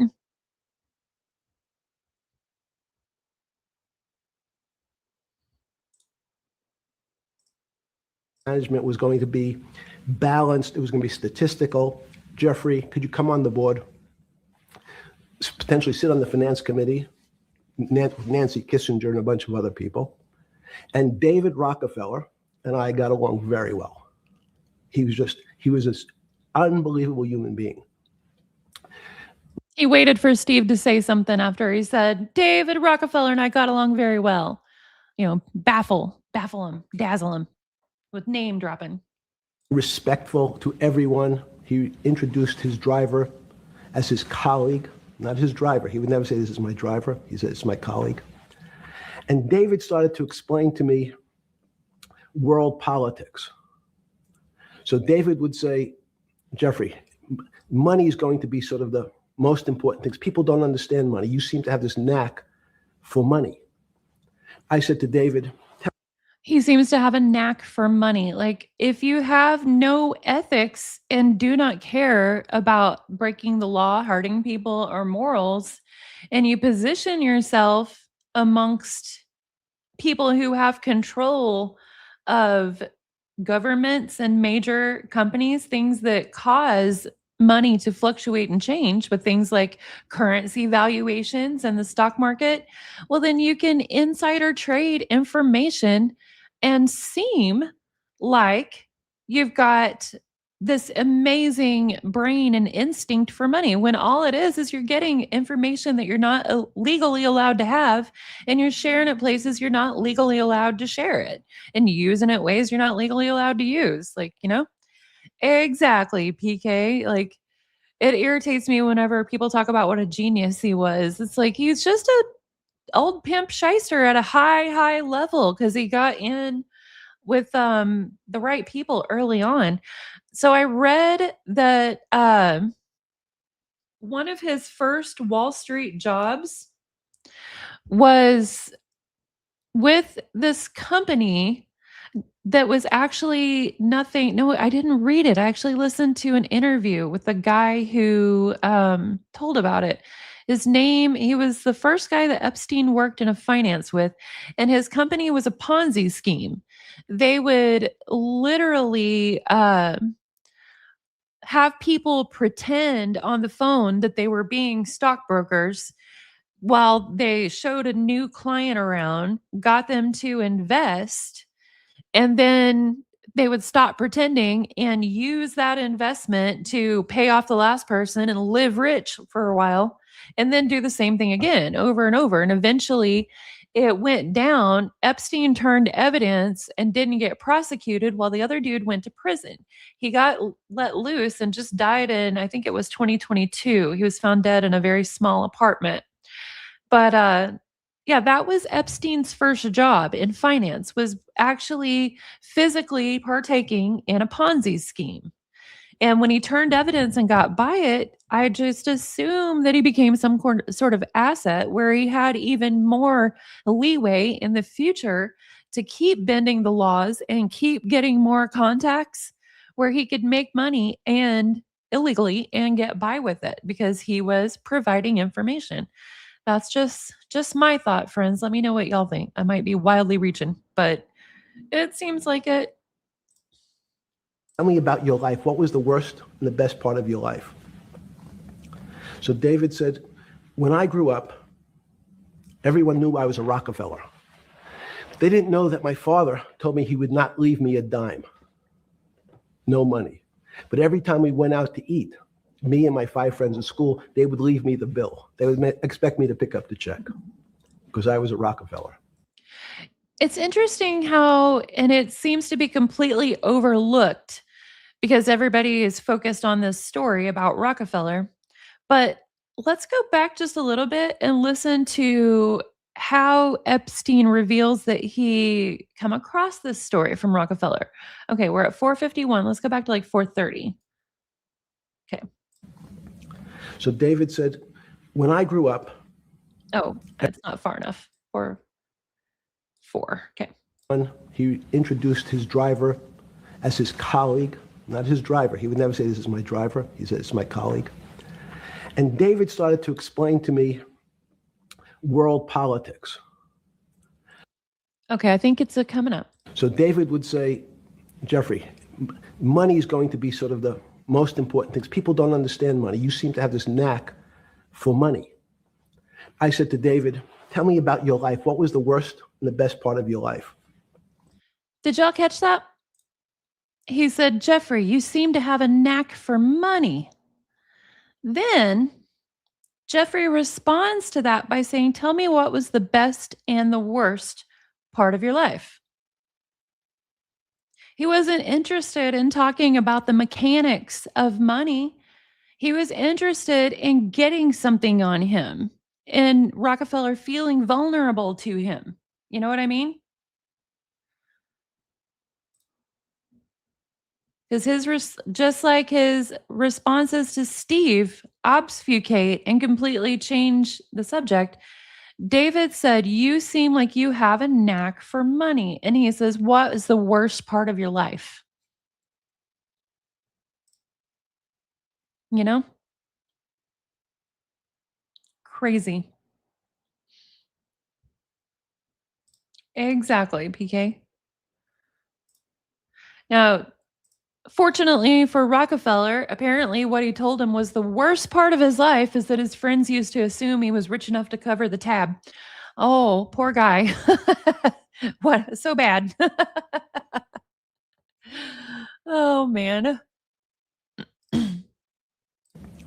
So David said, when I grew up, everyone knew I was a Rockefeller. They didn't know that my father told me he would not leave me a dime. No money. But every time we went out to eat, me and my 5 friends at school, they would leave me the bill. They would expect me to pick up the check because I was a Rockefeller. And he said, I was chairman of Chase Bank. And he said, I remember like it was yesterday, one of the headlines in Time magazine said, David, please fire yourself. So he thought that there was a world that existed that would be a combination of both politics and business and leadership. What do I mean? He formed something called the Trilateral Commission. The Trilateral Commission is some spooky stuff.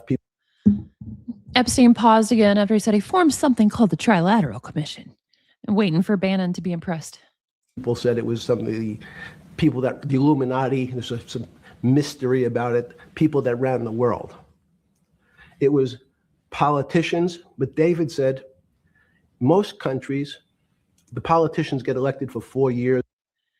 Again, the question Bannon asked him, I don't even remember what the original question was, but he name dropped Rockefeller. And then Bannon switched the question to, how does a schmuck like you get on the board of Rockefeller? And Epstein's been rambling for like 4 minutes telling stories about how Rockefeller didn't. Friends expected him to pick up the tab for lunch. He has never said why exactly Rockefeller put him on, other than saying that he said, "You seem to have a knack for money." And Epstein said, "Tell me the worst part of your life," you know? Or 8 years, separate from the royal families in England or in the Middle East. Someone's there for 4 years and then they're not there anymore. The most important people to have stability and consistency would be businessmen. So he formed this trilateral commission of businessmen and politicians from 3 major continents. So it was the North Americans, the Europeans, and the Asians. So he said to me, would you like to be on the Trilateral Commission? Now, I was 30 years old, 32 years old. I said, great. And he said, well, you have to fill out this application.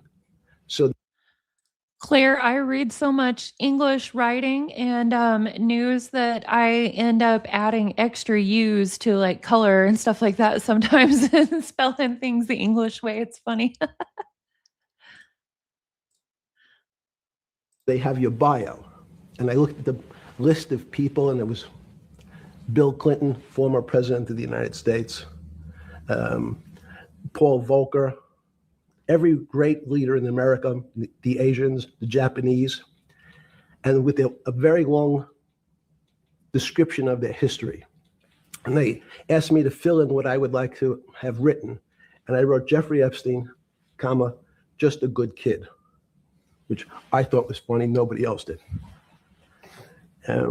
So answer to He did that whole dang story leading up to be able to tell this joke that, oh, look at me. I'm so chill that on my bio for the Trilateral Commission, way back when for Rockefeller, I put Jeffrey Epstein, just a good kid. So he told that whole dang story in order to just not answer the question. Why is a schmuck like you on the board of Rockefeller? Oh my God. But your question, at that time, I recognized around the world that monies and currencies were not really well understood. But again, it was only numbers. Nobody has, I would say this generally, obviously there's probably some of you in the comments who understand it very well. But I'm just going to say, in a general stereotype, nobody in general populations, I don't think, has understood money and currency since we implemented things like the stock market and currency valuations and took away things like the gold standard. Now, I do understand that in a global economy, in a digitized computer, internet economy, and stuff like that, shifting around gold is just impractical. But still, like everything has been so complicated since paper money stopped having the value. Sorry, I hiccuped, friends. It's been so complicated ever since paper money stopped having the value it used to have. Hardly anyone does understand it. And I don't think he does either. He just, in my opinion, has insider information. Anonymous, if it was the early one she did, they did that on a fake picture. I like all of her other stuff, though. Actually, slowly getting better at spelling following this case. Oh, yeah, spelling. A lot of people have spelling issues. It's not related to intelligence at all. My gold is a real hassle closet. Yeah, right? What about that gold sack? Oh, I hate that art. Certainly don't feel that way about your spelling. Spelling is great. Then get it confused, American English way or British English, mix and mash them. That's me, just Jay, because yeah, I'm American and I read so much British stuff that sometimes I just throw in the extra U as if George Washington never did his thing.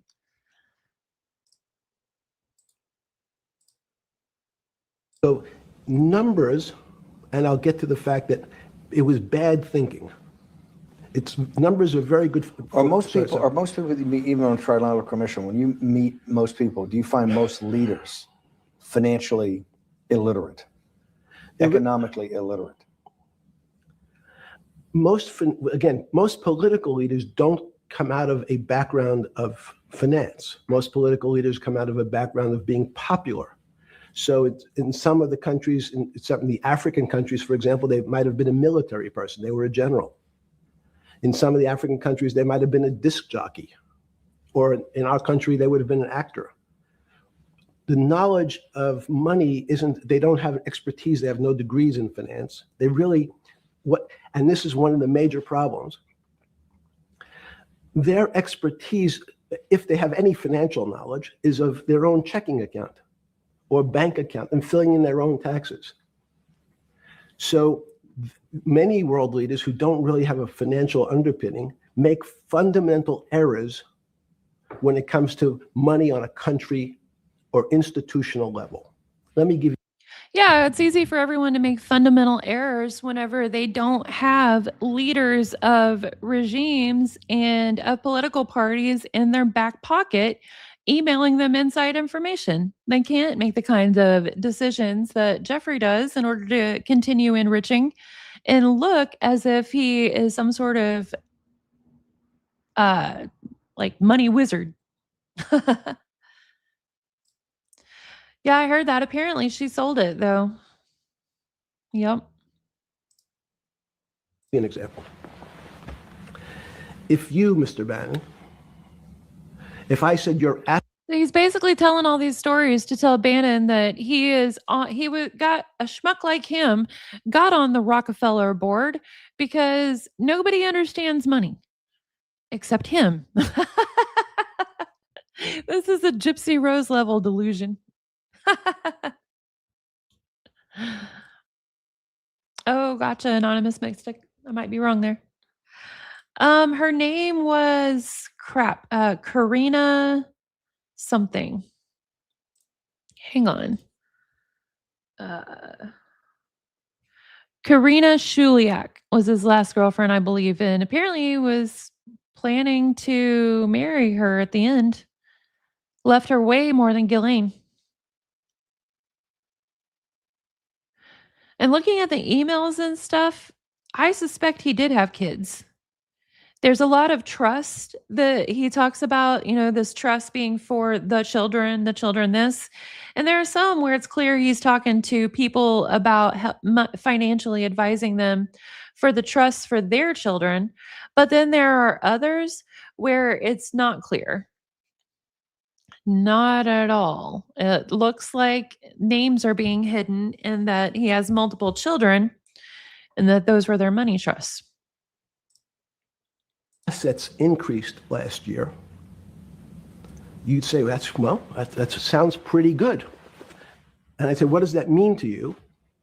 You'd say, well, I have more money. I guess I'm wealthier. I'd say, yes.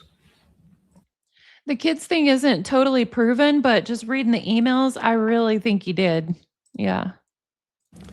And if your debt increased, would you feel wealthier or poorer? You'd say, well, I don't want to have increased debt. I don't like the idea of that sound, increased debt. Now, that and world leaders understand when their assets go up, they feel better. However, institutions like banks, things that people don't really understand are financial underpinnings of banks. When I say your bank, Mr. Bank.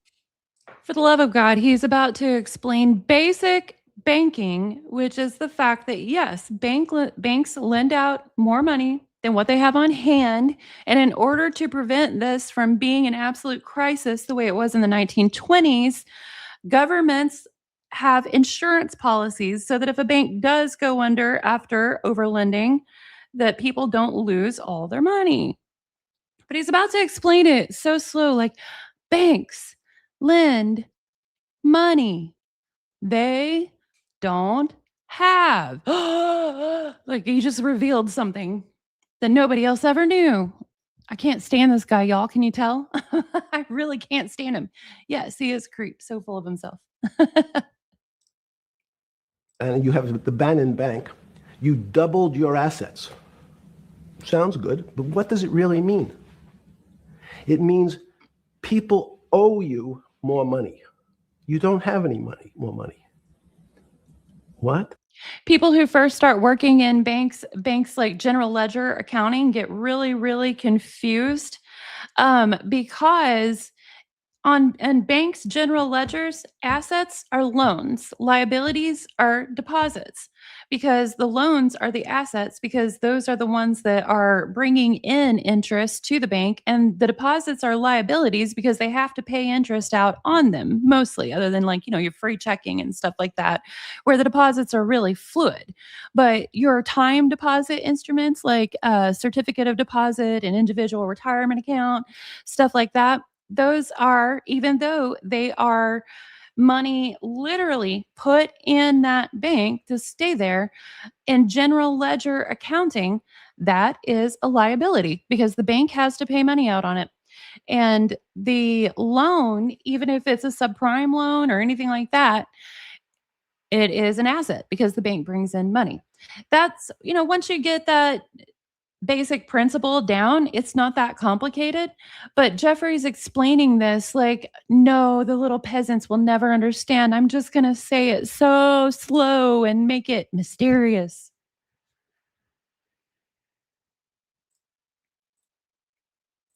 Yeah. A bank's assets are how much it is owed by other people. Duh. That's crazy.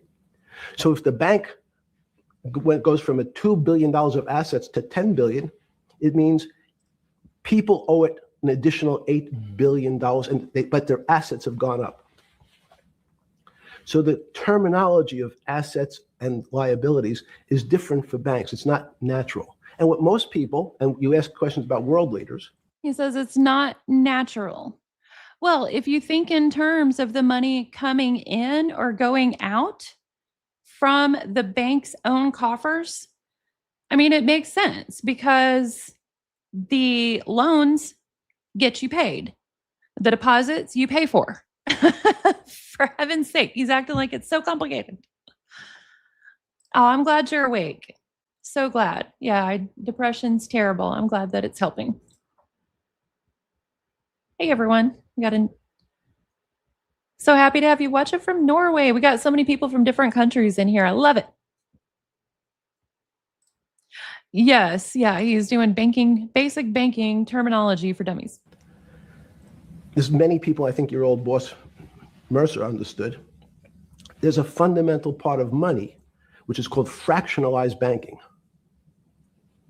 And fractionalized banking is something that finance people understand, and the people on the street, and when I say people on the street, that's where I was when I started on Wall Street, would find it impossible to believe. Impossible. Why? Bannon Bank, I give you $1, just one single dollar. In our system of banking, I would say, okay, Steve, I gave you $1. How much can you lend out to your friends? And your natural reaction would be probably something less than $1 because I want to keep something in my pocket.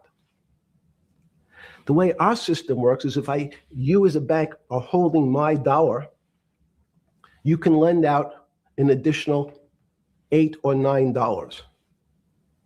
No, it's impossible. I only have $1, Jeffrey. We have something called fractionalized reserves, which is if you have 1, you can lend out 9. That's the way our system works. And yes, that is. And then we have Federal Reserve insurance that every checking account, savings account, they get automatically has, so that if the bank doesn't do their due diligence and goes under by making too many bad loans, the depositors don't lose their money. Like, he's acting like this is just crazy. And if people knew, they would stop using banks. But I mean, most anyone who's worked at a bank in any level knows this stuff. It's not that complicated.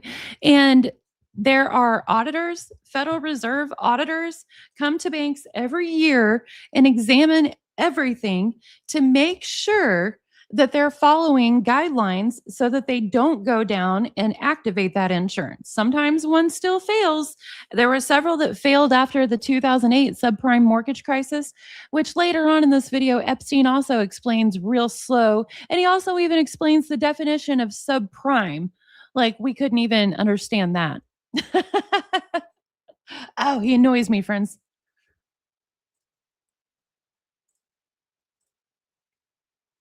So not only do world leaders. Oh, and if banks weren't allowed to lend out more money than what they have on hand, then they probably wouldn't still be functioning after the 1920 crisis. Because the reason why most banks failed, especially the savings and loans, the savings and loans were paying out insane interest rates on deposits and not charging enough for their loans. And then they ran out of money.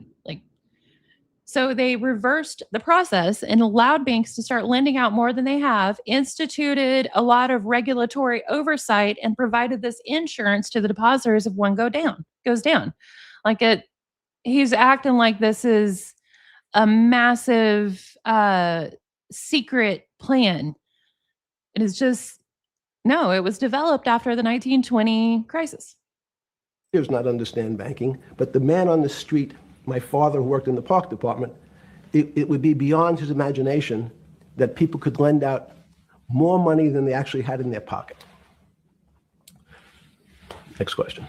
But how did this, in understanding that, when you get on something like the Trilateral Commission, you're on the board at Rockefeller, which is the most advanced research. You get brought into the Trilateral, which is the elite of the elite. How, since you're only at that time 30-something years old. 8 years from teaching at Dalton, right?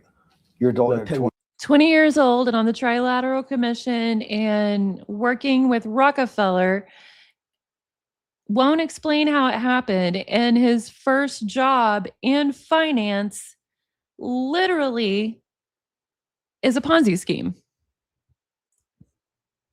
10 years teaching at Dalton. Yes. Walk us through, put us in the room. Walk me through exactly what it felt like. What it felt like being on the board at Rockefeller. You got these Nobel laureates and you're sitting there making decisions and you start to meet these people at Rockefeller. And you start to meet these people at the Trilateral Commission. What did it feel like? It's a great question. So what It's a great question. I'm in the business of asking. Yeah. Wow, what a great audience. He's never answered the original question that Bannon asked. Why you? Other than him saying, well, Rockefeller said I had a knack with money and I'm just a good kid.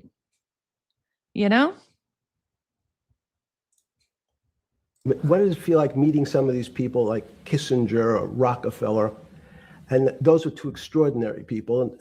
But in general, I think the people on Wall Street, I tell the story, one of the first days when I was in Wall Street, someone said to me, would you like to buy ATV? And I was looking in the brochure and I couldn't figure out what stock had a symbol of ATV. And when I finally said, well, I can't find it. And they said, what's the matter with you? Do you want to buy ATV? Which is, he was selling hot televisions, stolen televisions from the floor of the American Stock Exchange, referred to in common parlance as the televisions fell off the truck. So I knew what that phrase meant from Coney Island. But what I found was most people, be it in business, in normal life, or in the world leaders, don't really understand money. It is something they think about. I feel like what you tried to say there, but while baffling everything with BS, was I realized early on on Wall Street, on the stock exchange, that everyone is crooks and you can be a crook at any level. And so I did. Are y'all hearing that too, friends? They have a sense of what it is. They certainly want more of it. But they also make statements like, we want more money, but we don't want more debt, which just shows a misunderstanding of what money at its core really is. He knows what people mean when they say that. They mean they want gains without risk. They don't, debt people assume is risk, and mostly it is because the individual person is not like a bank. They don't have FDIC insurance backing if they fail. You know, I just don't understand why he thinks what he's saying is so deep here, but I also understand that he's not actually trying to be deep and truthful. He's trying to obfuscate and launder his reputation. And now I'm trying to say words I can't say, friends.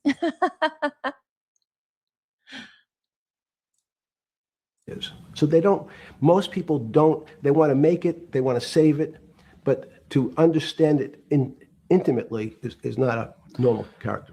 At the first trilateral. And something here, they felt the need to black out. Or something. Yeah, good. You're good. Just give me approximate. You joined the trilateral I commission. think it might be And we'll be able to show we'll pull down the chart of where your name was, but just give me roughly when it was.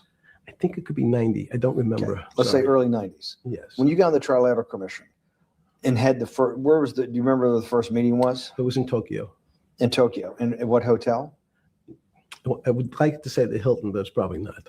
And it's a 3-day, 4-day? Give me some 3-day event, and walk me through the whole thing. Speeches. It starts with a dinner. Just walk me through it. It was boring. You couldn't possibly think it was boring. It's bullshit. It was boring. You had to be stars in your eyes. No. Did you fly over privately? Yes, but it wasn't my plane. So it didn't count? No. You know, friends, I try not to do too much psychoanalyzing because I don't have any credentials to. I don't have the education to do that. But I'm sure we've all heard the term duper's delight. You know, the smile that someone gives when they feel like they're pulling one over on someone and getting by with a lie. I feel like Epstein's little smirk is just constant duper's delight. Because no matter what Bannon asks, he just drops more names and tells more stories and does this goofy smile and waves his hands around, you know?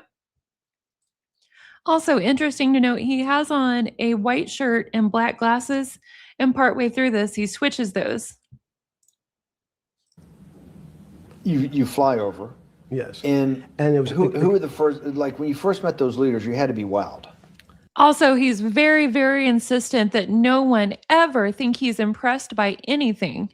It's actually such a pattern with him, like it kind of becomes a weakness to the point where it doesn't help him much with laundering his reputation, because it's very, very obvious that he will not accept any statement that indicates that he's impressed by someone. I'm sure that the people around him learned that and were able to use it to their advantage. Yeah, he does. It's weird.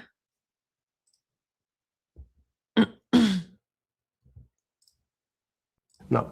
You're 10 years out of Coney Island. No, I'm not wowed by people of position. I'm wowed by people of great ideas. And I don't care if it's the bus driver.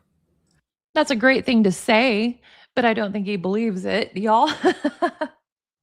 I don't care if it's the student I had who has teeth coming out. Well, these guys have to have great ideas. They're the leaders of the 3 great continents of the world: North America, Europe, and Japan.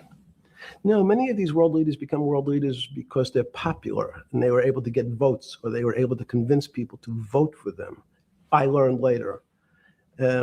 What? World leaders of democracies have to win a popular vote to be world leaders? Oh my God, isn't he deep? This is so hilarious. Like, what does he think he's doing? Many of them were just good at what they did in terms of politics. Remember, world leaders are politicians. in general. They're not scientists. They're not intellectuals. They're not great No way. We didn't know that, did we, friends? Sarcasm, obviously. thinkers. They're great politicians. At the first Trilateral Commission meeting that you remember in Tokyo in sometime in the early 90s, do you remember what were the big issues of the day that they were talking about, and what did you think about it? Yeah, in fact, it was funny because they were talking about inflation, and they were worried that what would happen. How do you control inflation? And as a mathematician, I didn't understand the concept. I don't understand the concept today. Maybe it's because you're not a mathematician. Maybe it's because you're actually an old pimp who believes that the world goes around on who you can buy and sell. Is that possible? Well, when you talk about most things to do with money, money is meant to be local. It's US dollars. Then I understand what it means. If inflation, it means my dollar today inflates and it doesn't buy as much as it did a couple of years ago. No shit, Sherlock. The prices go up.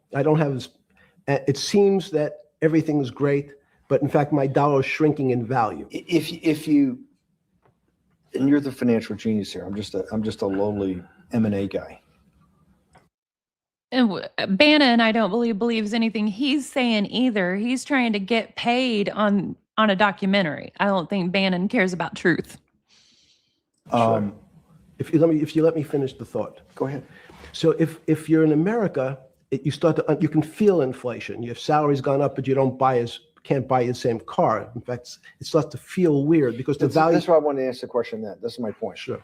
The people who live and breathe this, the central banks, have been haunted by the specter of inflation since the late 70s. Yes. First off, tell our audience, how did that happen? The two great financial events in the 20th century, I'm not going to get to the 21st, were the great inflation in Europe after World War I, the Great Depression, the hyperinflation in Germany that led to the rise of Hitler, and then this inflation in the mid-70s. Before you go to explain inflation, why is this specter of inflation always the central thing in central bankers' minds? Because it goes back to the first concept I said, the weird concept of fractionalized reserves. The system. Inflation affects the interest rates and that banks are able to charge due to the regulation that was put on them. And whenever the inflation is up, interest rates often go haywire. Banks don't make as much money. Like, it's not that complicated, but he's acting like it's just so mysterious, People want to make money. Epstein makes money off people wanting to make money by finding out their secrets. As we saw earlier, Rockefeller said, "You have a knack with money."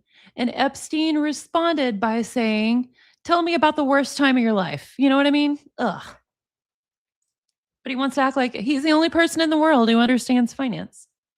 Is not well understood.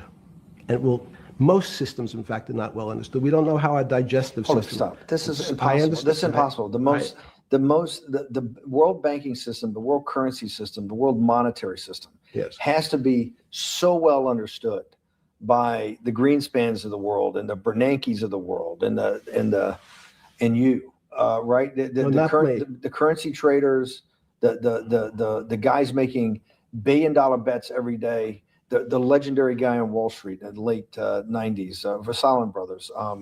Lou Ranieri? No, the guy that wrote the money. Michael Lewis? Lars Poker? Yeah, Lars Poker. Who's that about? That great trader. Lou Ranieri. No, it wasn't Lou, the guy that ran the desk. That eventually ran the hedge fund that went long-term capital. See, once again, in my opinion, I don't think Bannon has a real moral footing here in anything that he's saying. I think he's dishwater too, in my opinion. But he's trying, once again, to provoke Epstein into saying something real, showing some emotion, because he wants to sell a good documentary.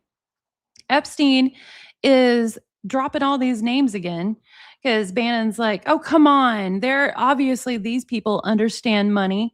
And he starts trying to name some people, and Epstein starts naming people even faster to let Bannon know, I know all these people, which tells me he knows that they understand money and how it works when you do things honestly. He finds them, in my opinion, to be lesser than him because they work within parameters that he won't recognize. He doesn't care about law and morality.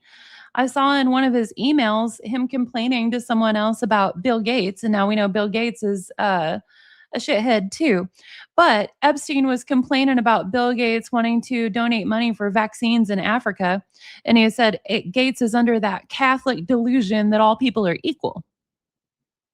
So he doesn't care like what happens to people if he makes money in the trade. That's why he was so comfortable and continued even in this interview being totally comfortable with the fact that he made money off dealing arms to third world countries in the 80s. Like, he's just ugh. Yes, I don't remember. Who's the guy? I want to say, I don't remember. I'm sorry. Lunar is big, but Yes. those guys have to understand the system perfectly. No, they don't understand the system. They understand the local part of the system. So, for example, why is not only inflation, most bankers are terrified if the public understood that the bank really doesn't have their money at any one time. It's one of the things during the Depression, there were runs on the bank. The reason the banks don't keep much money in the actual bank is they assume that not everyone's going to want their money on the same day. So it's not really the fear of inflation. The fear is a run on the bank. That's not even really a thing anymore because of being able to access your cash through ATMs that are not owned by your bank. He's talking like banking is still in the 80s and 90s. Mr. Financial Genius is acting like banking is still in, even I would say back to the 70s to a certain point. Things were starting to evolve a bit in the 80s and 90s.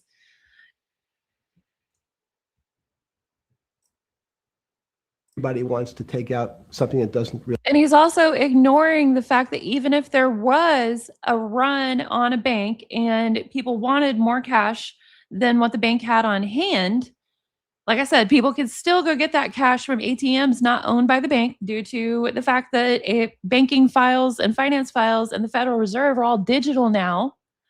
That would still be a thing. But even if a bank today was to somehow go down from a run on the bank, which I don't even see, then everyone's FDIC insurance would kick in. People wouldn't just lose their money because the bank loaned out more. When banks failed in 2008 after the subprime mortgage financial crisis, individual small depositor people did not lose their money in their checking and savings account and their certificates of deposits, their individual retirement accounts and stuff, because the FDIC insurance kicked in. He's talking old crap. Really exist. Inflation is tied to interest rates. It's a more complicated example. But when your money doesn't buy the same amount of product this year than it did last year, if it buys less and less, like it happened, you used the term hyperinflation. There's certain countries that are not managed well, like in Africa at the current, a $100 billion bill in Zimbabwe is worth 1 American cent. That's the perfect example of hyperinflation. It goes up, it doubles every day. So people are afraid that their value and the system starts to break down. But so if I said to you, does your doctor understand your body system? You'd say, well, I hope so, because I want him to keep me healthy. But you could have a kidney infection, you could have a heart attack, you could have a broken knee. There's lots of pieces of this system. And in fact, when you ask the question, very few doctors understand your entire body. There's a specialist for your knee, there's a specialist for your polynoidal cyst. Oh my God, there is general practitioners and specialists. How would we have known if Epstein hadn't told us? My God. There's a specialist for your head, and now we have specialists in different areas. So and I'm going to get to your first question about Santa Fe Institute. The world economy. Oh, yeah, friends. That's what the very first question was about. What was up with the Santa Fe Institute? And he's been off on Rockefeller and 70s level banking and stuff for 20 minutes. And the calculator. You know what? And Anonymous Mystic, I have been deep diving Robert Maxwell, his wife, Ghislaine Maxwell. And I do think that Jeffrey and Ghislaine met before Maxwell died, and that Ghislaine benefited from her dad's money. And that Jeffrey learned things. I absolutely believe that from the things I'm reading.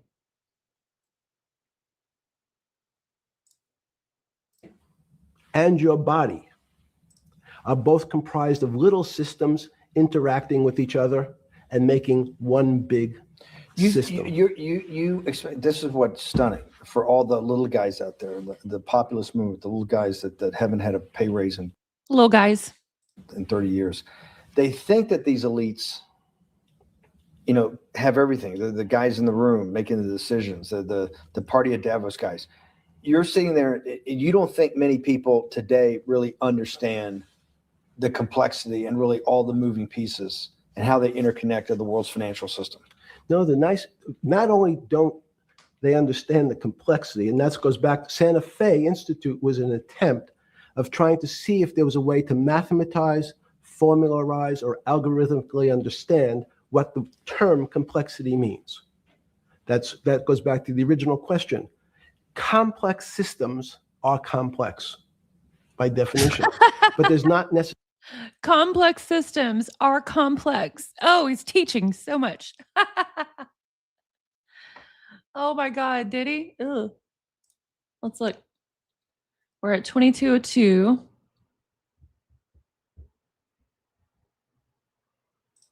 Go back to 21. So and I'm going to get to your first question about Santa Fe Institute. It looked like he the started world to. Economy He made a and circle. your body are both comprised of little systems interacting with each other and making one big system. This is what's stunning. Yeah, did y'all know that complex is complex? And complex systems are complex? Wow, the nuggets here. What a genius. For all the little guys out there, the populist movement, the little guys that haven't had a pay raise in 30 years. They think that these elites, have everything. The guys in the room making the decisions, the party at Davos guys. You're sitting there, you don't think many people today really understand the complexity. Epstein's thinking Davos, that's child's play. Ugh. And really all the moving pieces and how they interconnect to the world's financial system. No, not only don't they understand the complexity, and that goes back to Santa Fe Institute was an attempt of trying to see if there was a way to mathematize, formularize, or algorithmically understand what the term complexity means. That goes back to the original question. Complex systems are complex by definition, but there's not necessarily, it's not one level of complexity. As we might say, well, our fingers are complex, the movements, the muscles of our hands, but it's not as complex as the blood system. Now I have a circulatory system. I have systems on top of systems. Complex systems are complex, and some systems are more complex than others. Oh my God, mind blown. So that there's no one group of or person that really understands the way the body works. There's no one group that understands the way the financial systems work. You might understand U.S. bond market. Now, you've asked about the trade of long-term capital. That was a bond fund, very small part of this very complex system. Bond fund. He had to say that very slowly so we could get it, So the goal of the Santa Fe Institute was to see, is there a way to get in, somehow understand how complex systems interact? Complex. Fast forward, Steve, to today, where Google and these other engine companies the other tech companies are trying to build artificial intelligence. The strangest thing that they found, one of the strangest things, is that the systems that they design, this artificial intelligence, which a lot of people have heard about, is they design a bunch of systems. They're called neural nets. The term simply taken out of brain work, neurons in the brain. Nets because they actually look like a net. They put in some inputs.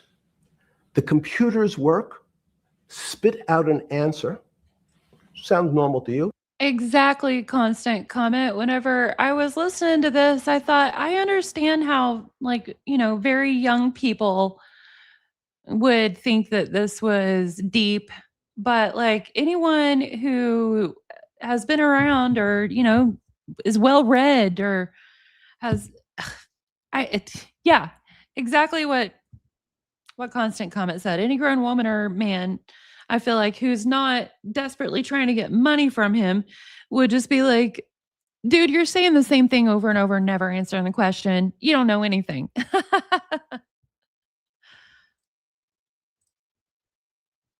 It's because you're thinking about that calculator you had in 1976 on your desk.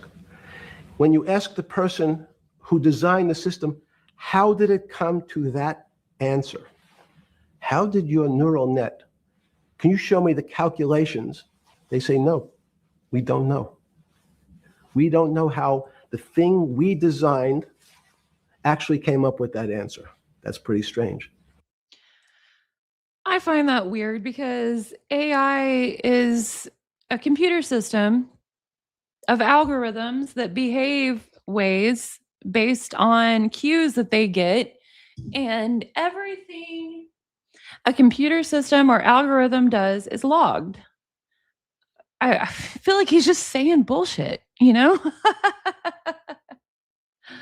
Oh man. Well, we're gonna listen for about 10 more minutes, friends. I'm starting to get kind of hungry. We've been going for over 2 hours now. But yeah, a few more about 10 more minutes and then I'll end this here. And we'll look at some more probably tomorrow. They take the same neural net now and they put it in front of a video game. No learning, nothing. They said to the computer, they say, sit in front of your video game and learn how to play. It seems the computer learns better than any human in history, faster than any human in history, beats any human in history.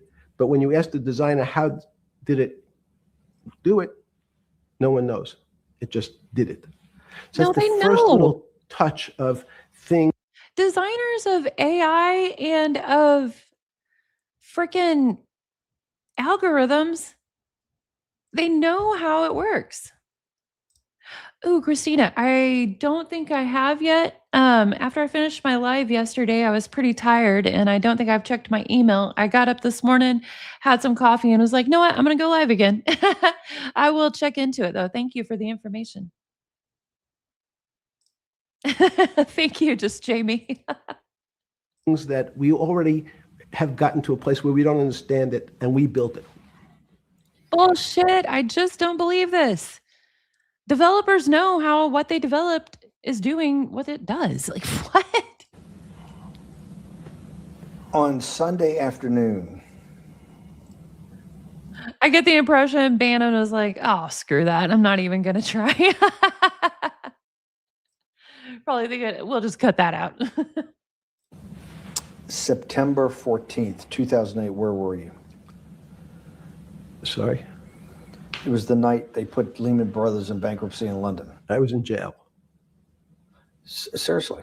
Yes. So the financial crisis of 2008 happened when you were in jail? Yes. Oh, this is going to be so amazing. This is going to be so amazing. Oh, that Joker smile thing he has going on is so creepy. He gets such a big old smile whenever he starts talking about being in jail. Bannon's getting all excited. And Jeffrey's smile gets bigger because he's finally said something that impressed Bannon. He loves being the person who never, ever is impressed. And he constantly tries to impress other people. You'd think with the amount of money he has and the power he was able to wield that he wouldn't feel the need to constantly try and impress other people.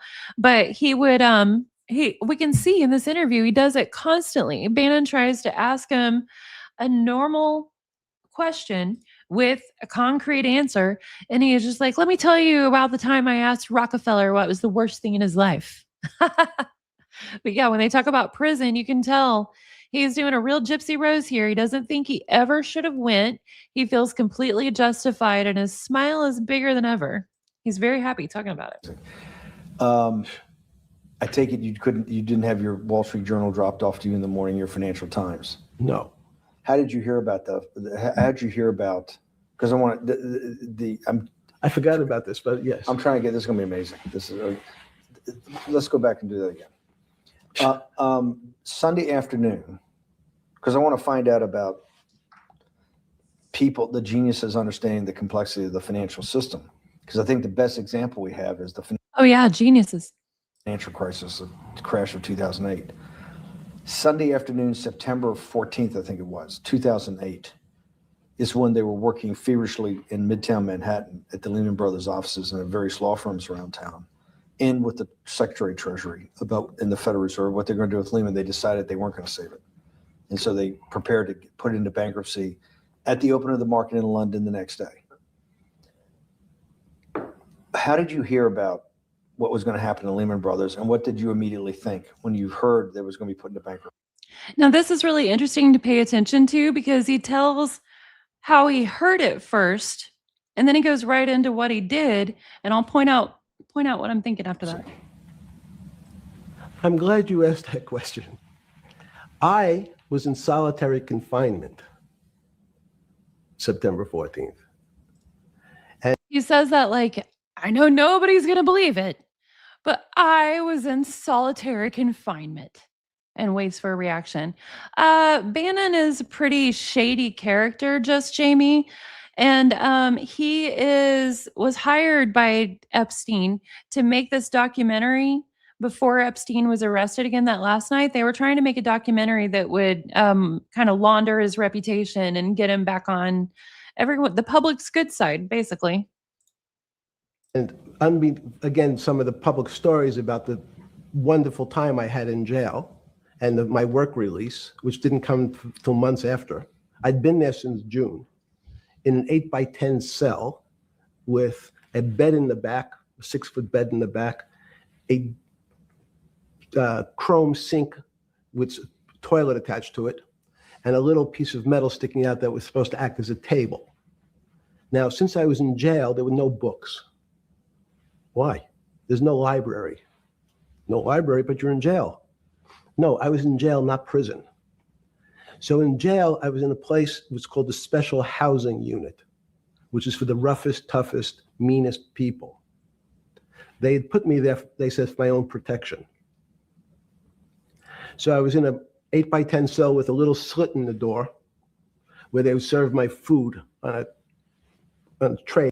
He's being so dramatic. Does anyone have confirmation of if this is actually true? Because I always heard he had a work release the whole time, but I haven't dug into that too much because I thought it was pretty well settled.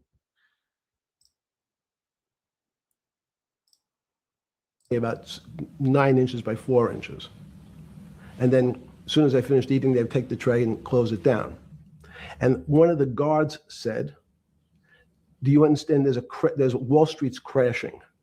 I'm worried about my pension fund. What should I do?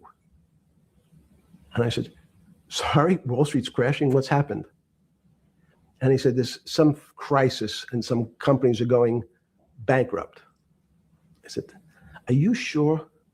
And he said, yeah, it's all over the papers. We're all terrified. We're going to lose our life savings because we have either a 401k or our pension funds. We don't know anything about money. Mr. Epstein, can you tell us, like, what's going on?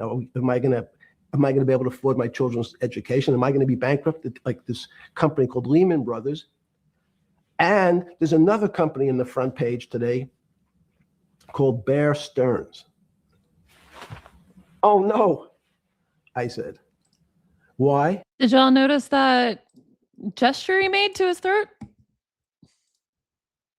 Because that's the company I was a partner in. And in fact, that was a company. Christina, he's talking about whenever he was arrested the first time and got that sweetheart deal. He says that nobody knows that he spent time in jail before he got the work release. And he's telling about, the guards and the prisoner guards or whatever being like, Mr. Epstein, can you help us? We're afraid we're going to lose our pensions. Because what he's trying to demonstrate is that anyone will take advice or money from him if they're in need bad enough. Let's see, we're at 2828. Can you tell us, like, what's going on? Am I going to be able to afford my children's education? Am I going to be bankrupt like this company called Lehman Brothers? And there's another company in the front page today Right here. called Bear Stearns. Oh, no, I said. Did y'all see that? That was weird, considering. Yeah. Why? Because that's the company I was a partner in. And in fact, that was a company I had a very large investment in. So, as a great story, I didn't have my Wall Street Journal, but in the early mornings, you're allowed to make 2 phone calls, collect. And when you pick up the phone, you can dial a number, and when the person picks up, they say, you're getting a call from the Palm Beach County Jail. Will you accept reverse charges? And the person either says yes, and the call goes through, or the person says no. Oh, thank you for explaining that they have that those are the 2 options for them to give. Good God. The person I had called was Jimmy Kane, the president of Bear Stearns. And I said, tell me what's going on. And so that my knowledge of the financial crisis happened with Jimmy, who was at the center of the storm, telling me about what Lehman had gone under. And Did y'all notice that he never said whether or not he helped the guard or gave him any advice? He completely forgets about that part of the story and goes to how he starts calling Lehman and Bear Stearns presidents. I don't think he gave a single crap about the guards' pensions. And also, I don't know that he would have been able to actually advise much because he was limited in his number of calls per day at that point. He wasn't interacting with these people on a regular basis. And someone who's, working like a median wage job. Sorry, I'm about to sneeze, y'all. Excuse me. Someone who's working a median wage job is probably not even going to have the kind of assets to be able to take advantage of the kind of knowledge that Jeffrey had. The kind of inside knowledge that he got from these people, I think would, help more when someone has a large amount that they can make off of the exchange market, like foreign exchange rates and stuff like that, because he knows or knew before and after his jail stint, he knew all these leaders of these small countries and stuff, and politicians in charge of the big countries and banks. And so he just had the inside information to be able to advise people with the capability to make really, really big investments and transfers to be able to do things in the timing that would do it. But how could something like that help a person with a small chunk of money? They probably wouldn't even be able to afford the kind of fees that one of his investment advices would incur. Like the kind of transfer that one of his investment advices would cause would probably come with more fees than a regular person's money could even afford. Yep, it's so easy if you have inside information. they were trying to figure out a way, should they bail out Bear Stearns?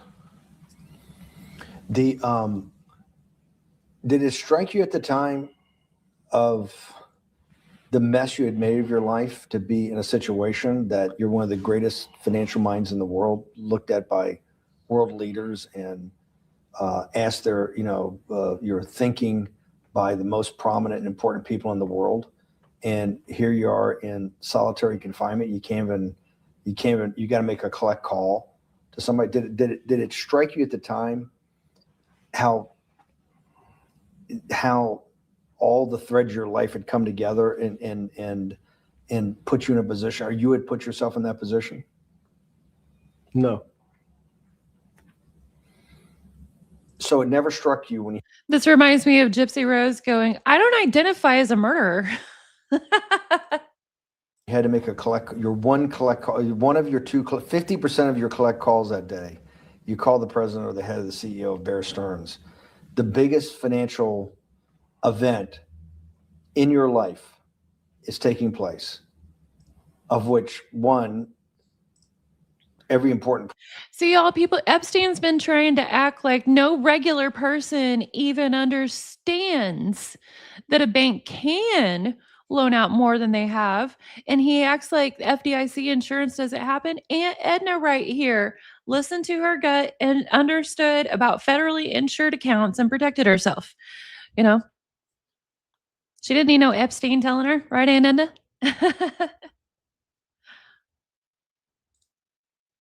Person in the world would be seeking your opinion. Number two would be a once in a lifetime opportunity to apply your craft. Number three, it would be a once in a lifetime opportunity to make money if you were smart, and obviously you're smart.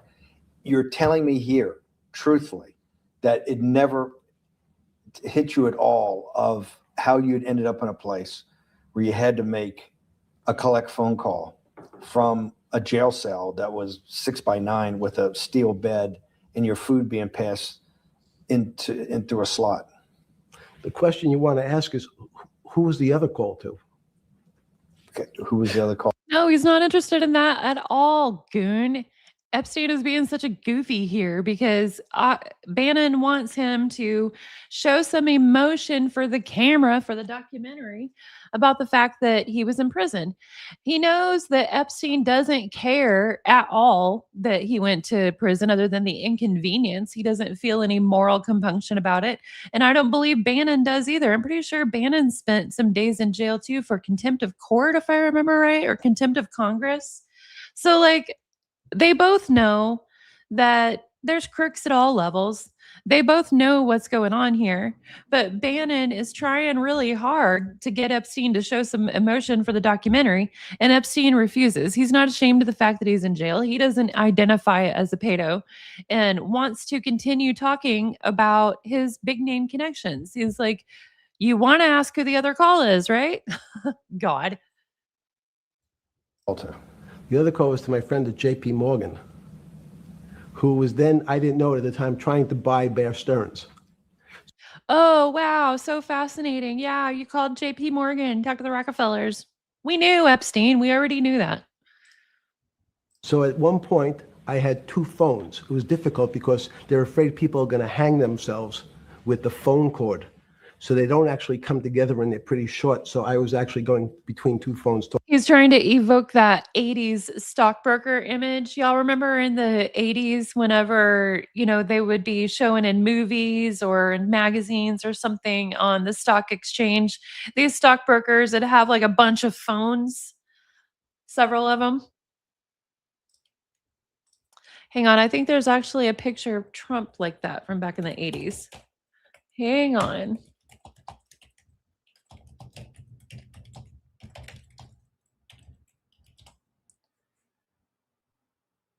No, I can't find it.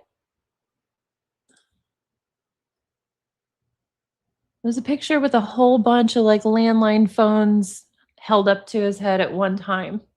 But yeah, it sounds like Epstein's trying to evoke that, 80s Wolf of Wall Street type.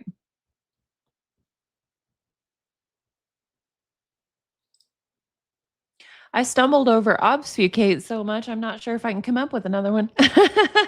We'll have to see. Yeah, probably, Dragon. Yep. Exactly, Panda. They are the same. Talking to Bear Stearns and JP Morgan at the same time. So I found it amusing. And it never struck you about how to end up in a situation like this?